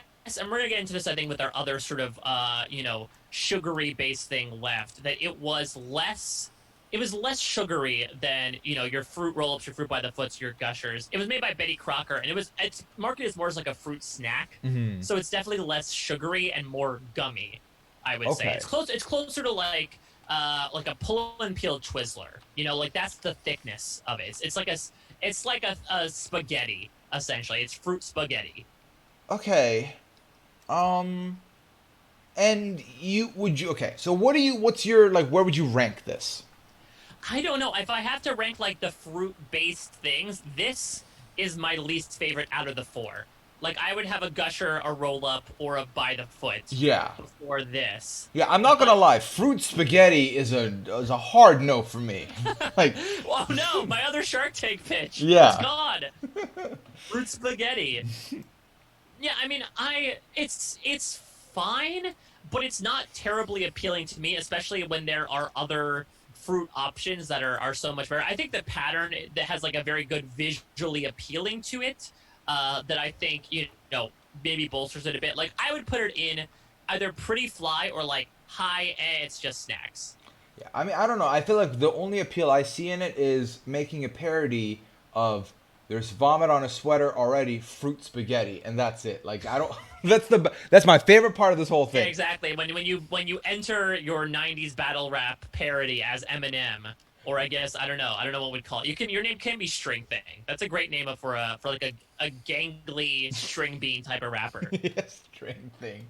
I would put this. So you said you would put it in pretty fly. I put it in pretty flat, and I wouldn't put it too far away from the roll-ups and the gushers. Okay. Honestly, I might put it below Dunkaroos maybe because I do feel like Dunkaroos and Wonder Ball have more appeal to me than the thing that you are literally peeling. Yeah, okay, then I would put this in as just snacks at the top of that list, just to Okay, keep it separate from them, and then kind of keep like, all the yeah, and it ranks with the fruit based candies. This ends up there. yeah, Yeah. exactly. So yeah, even though for me personally, if I was solo, I would bin these, but I've still yet to try them, so I don't want to like outright say that without trying them. Yeah, don't judge a book by its cover. Though I feel Exactly. like this also has one of the more like '90s logos and approaches, right? It's like, whoa, crazy cool patterns, extreme italicized text. Yeah. So then string cheese, okay? I want to talk about string cheese because this Yeah. was not a snack that I had in my house. Because Okay. I don't think to Persian parents this made sense as a snack. I think they saw this as Why? it's cheese and we have cheese at home. I think it kind of played off that. They, like they didn't see it as, oh, this is cheese that you can just have solo at home. I would enjoy these, no doubt. I mean, it's cheese. I'm not gonna say no to Yeah. cheese, but walk me through your experiences slash your feelings on this being a snack in the 90s. Oh, this was perfect snack in the '90s. This was like a perfect size, right? It's literally in a stick. Yeah. It's much easier than like cutting up cheese or going to like slices. Mhm. And you have two approaches to it. If you want to get handsy with it and have fun with it, you can portion it off. You can peel it like a banana, or if you're either chaotic AF or you don't want to get your hands too dirty and your fake hands are in the wash, you just take a big bite out of it. It's multifaceted. Itself was pretty good, right? Mhm. It's like mozzarella. Like, is it anything like smoked from the provinces of Italy? No, but this is a much, much, much better cheese than anything Handy Snacks ever gave us. Yeah. Okay. Yeah. I think because like I feel like string cheese pretty much is, it does scratch the cheese itch, right? Yep. Like, in a way that I don't think anything Handy Snacks is putting out there or anything that Lunchables would put out there would satisfy. So automatically, I like that. I am not a peel guy. Liana likes to peel her food like she did with the fruit roll up. I don't. So that part doesn't apply to me, but I feel like a lot of people would. I can see why this would be something that people would enjoy. Um, and like I understand that it's a thing that you have to peel, and Wedge says in the chat like string cheese like Kit Kat, if you eat it incorrectly you look like a psycho. I would just bite this. I would not like spend my time stringing it. So for that reason it wouldn't be for me, but I would still eat it. I would not say no to it. I Well, just would look I away think when I'm doing it. even if you bite into it, I think there is appealability in quite literally from your perspective in the packaging of it, in like the size of it, the convenience of it. It's literally a cheese stick that you can just bite into, and it's a soft cheese stick. I am team soft cheese above hard cheese any day of the week. So this is like right up my alley of like this is a soft cheese you can easily bite into. It's not too sharp. Like you can actually taste it without having to recoil, and you're able to just like it's a cheese. It's perfectly portioned. I think this is one of the perfect treats to the point where I still eat it in my adult life. It has transcended the age. Okay. And so we don't have a photo for this. Where would you put this? I would put this. I mean, I would personally put this top tier in my opinion. I think this is right up there with the best of the best. Okay. So then no one's going to see this, but look. Boom, boom, boom. We put it up here next to the warhead. String cheese would be in the top. Yeah. All right. All right, there we go. Okay, so we have two more left. We're almost done here. We have a gummy one, and then we have a chip one. Which one do you want to go with? Let's go with the chip one. Let's go to it because it's been a while since we've done the chips. I feel like the last one we did was Bugles, and we need to talk about what 3D Doritos are. Yeah, so 3D Doritos, aka a Dorito with hips, a thick Dorito, like Yeah, thick Dorito. yeah. So these, I don't see why these went away. I don't understand really. I feel like they came in their own like thermos cup, and you got to like pour some out, have some. Oh, I can't eat any more chips. Lock it in and leave. Like that is appealing to me. They are thicker, so that's fine. Like they were okay. So like Dagon's like they weren't thick. They were hollow, but they had they had the width to them. So ultimately, these are like meh. Like they would have been fine. I don't think the flavor was anything too bad, but I don't really understand why they went away. Were they just that bad in Yeah. sales? Like I don't know. I wonder if there was some confusion, right? Like if you're putting out 2D Doritos against 3D Doritos, 3D Doritos are sort of like they're trying to be the Pixar of chips, and then it's like we're pivoting from 2D to 3D, but when you're still making 2Ds, it's like okay, what's your aim here as a company? So I wonder if people got confused by the branding of it all. I will say about this, what I said about cheese balls. I think that all my foods should be vacuumous. I do not think there should be air in them. So I feel weird about there being like an airy Dorito. I will admit also, this is a bit of a hot take. I'm not a Doritos fan in general. I talked about maybe my lack of love for flavored chips last time. And I do feel like whether it's the Cool Ranch or the nacho cheese, like it's not personally for me. For me, the thing with flavored chips is I feel like I could eat maybe half a bag, like a vending machine bag, and then after that, like I feel sick to my stomach. Something about the flavoring just like gets overpowering to a certain point. yeah, yeah. I think I'm more a fan of the novelty thermos personally.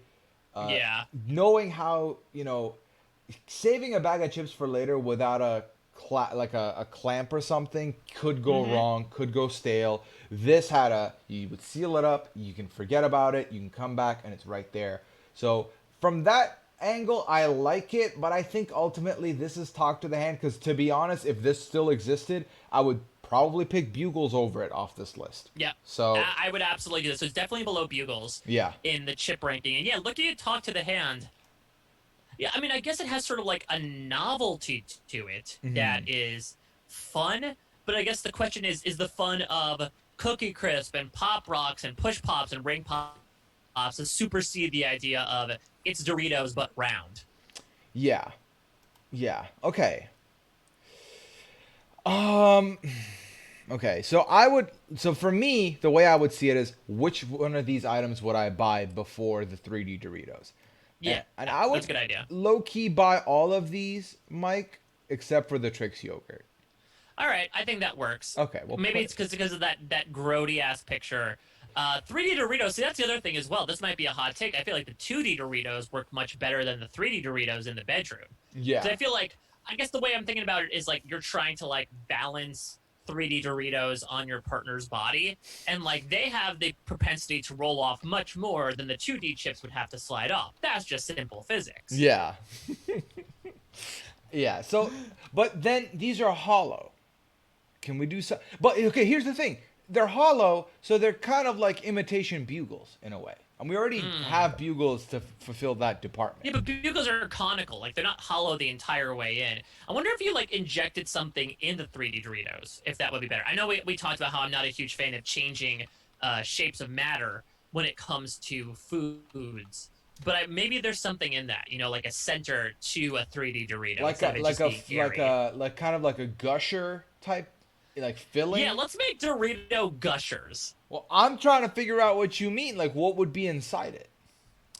I don't know what pairs well with Doritos, like sour cream and onion dressing. I don't know. What do people dip Doritos into, or do they just have Doritos naked? I feel like you can have Doritos with like a queso dip, maybe. Okay, that works. Yeah. Like one of the Tostitos, like queso dip. Like I Yeah. think you could have some of that in there. I feel like that could work. Yeah, I think so. Okay. Okay. And then we got the last one here. We got the last one here, and last but not least, it's Shark Bites, aka Shark Shark Bites. Gummies. Yeah. Yeah. So this was these are gummies. Mm-hmm. Quite simple. They're pretty easy. And I googled shark bites, and I should have googled shark. You have to Should put have candy Googled- at the end. You have to put I candy did at not the end. put candy at the end, Oof. and now my night is ruined. Oh my. So people do not do what I did in a variety of ways. Wow, I thought I'd have safe search on or something. Yeah, so these shark bites. They're like very like basically colored gummies Yeah. that have a variety of flavors to them. That being said, on the gummy scale, give me a Welch's fruit snack much more above a Shark Bites fruit snack. Like, I think Shark Bites goes with, like, the extreme, right? Like, what's more extreme than a shark? A shark with attitude. And so, like, there was that whole thing. I don't know if you ever heard of Street Sharks, Puya, but they had a whole, like, cartoon where Yeah. sharks were anthropomorphic and they were, like, I don't know, bullies or something. So they clearly went with that angle. I believe the logo is even, like, you know, the like the nice flex shark bro moment where he's like the logo's printed on his arm. Yeah. The actual gummies themselves, I remember the white one in particular was like just nothing. Yeah. Like I remember that was one of the first times where I'm like, this does not taste like anything. How does it not taste like anything? Yeah, see, I don't like just the white one. I needed a little bit of like variety in it. Again, we go back to me. I love my red candy. If it always like hits different for me. Always like is what I prefer. So I prefer that. But with most gummies, I'll just eat them. Like it doesn't matter what the brand is. Well, I'll just grab a handful. So I would be okay with it. Oh, interesting. So you're not like an one at a time type of person. You're like a let me pour some in my I'm the hand worst. and like Yeah, throw 'em in. I'm the worst, and I think the body by gluttony that you see before you kind of helps, prove this. BBG baby. Yeah, because I'll just take a handful, and then I can do one by one, but at some point my mouth will be like, dude, we have so much more space. You're wasting your time doing this, and then I'm like, okay, let's go, and then it's like, oh, this is too much. I don't remember. So this happens when Liana offers me stuff, and I'm like, can I have a bite? She's like, yeah, you can have a bite of this, and I'll take what I think is just a bite, and then she'll look at me like I insulted her lineage or something, and I'll be like, what happened? You said one bite. That's not a bite. Like that's a lot more. I was like, well, that's what I think is a bite. So Don't debate the checks out. semantics of Yeah. a bite, you know? A bite Like, is a bite. What she's asking for, a Puyan nibble is like a Liana-sized bite. Right, I think and is what you need to convert. yeah, I'm like, I've seen her like, grab a cupcake this size and like break it down into like 18 bites, and I'm like, well, that's no longer a bite. You're eating crumbs. Like you're just eating. Wait, Like, what? yeah, she'll like, okay, I don't have any food item in front of me to like do this, but like, let's say,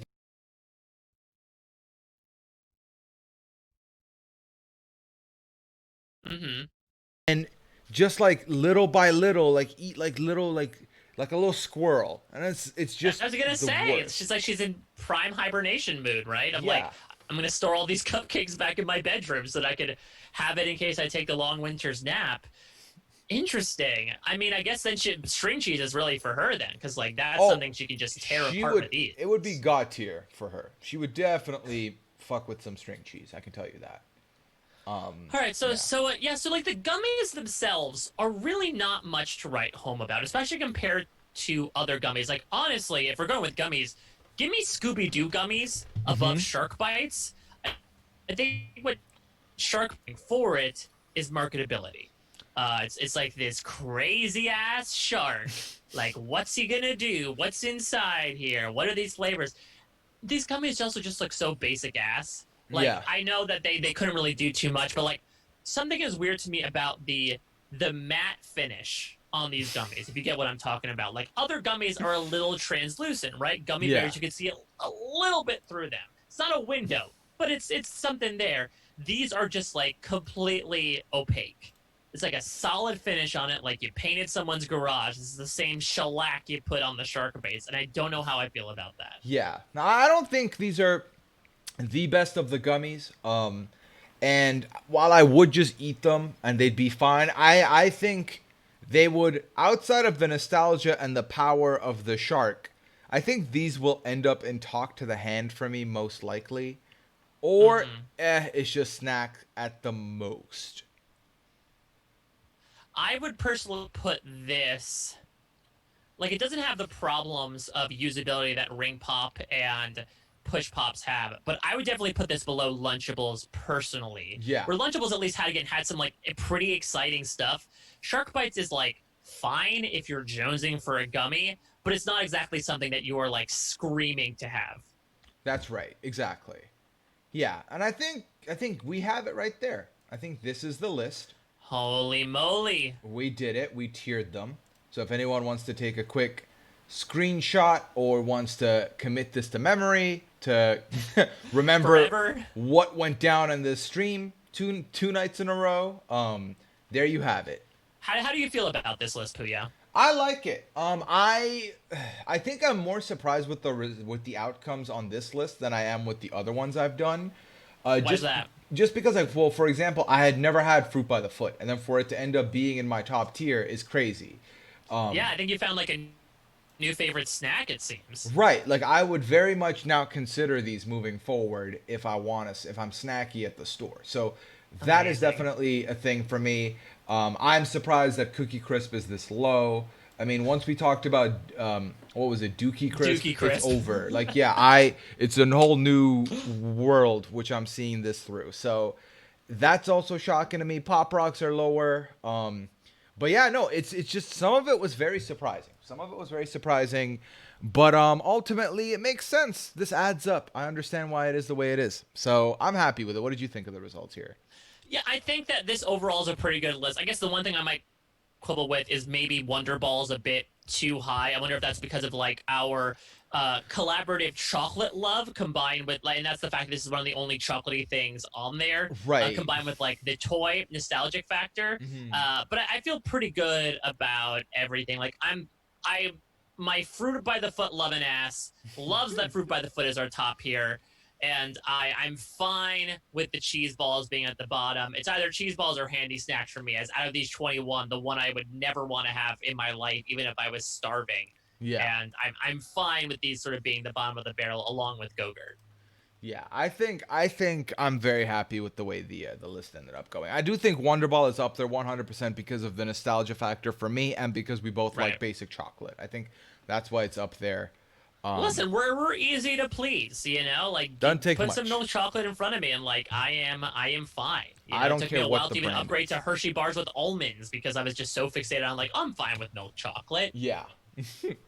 All right, so Mike, thank you so much for willingly coming back for a second night to finish this Of off. course. This was a lot of fun. I'm excited to see where we go from here. I'm sure I'll be having you back at some point to tier something else. But I really Yeah. appreciate the time you put in for this. Like a lot, a lot. Of course. I love getting to talk with you. I think what you've been doing is so much fun and Thank you. something so easy to do as well, especially in this time where you're able to go out and just get a bunch of foods. If we want to stay on the 90s train, maybe next time we can do some Nicktoons, as my shirt says. I don't know. We'll see. I don't know how universal that is above some of these snacks, for Hmm. example. But listen, I'm a kid of the 90s in every way. Gen Z at me if you're don't screw with millennials. Zoomers. But yeah, Zoomers. But yeah, this has been a really fun time. And I got to share some very personal stories that I never thought I'd share in a podcast before. That Yeah. inevitably is going to come into my son's ears at some point, whether he wants to or not. Yeah. Okay, and with that being said, I hope everyone enjoyed this. I will be back tomorrow at 6. We'll have a little bit of Puya Friday, a little bit of chit chat, a little bit of hangout before the weekend kicks off with a brand new sequester mini cycle, drag race cycle, and all other stuff that goes on. You have all been great for being here. What you've learned today was 100% opinion based and not 100% educational. Don't take it as Except for the stuff gospel. we talked about bringing stuff into the bedroom. Yeah, exactly. So enjoy, do your thing, and do not wear a Trix yogurt bikini. This has been Puya and Mike. See you tomorrow. Good night.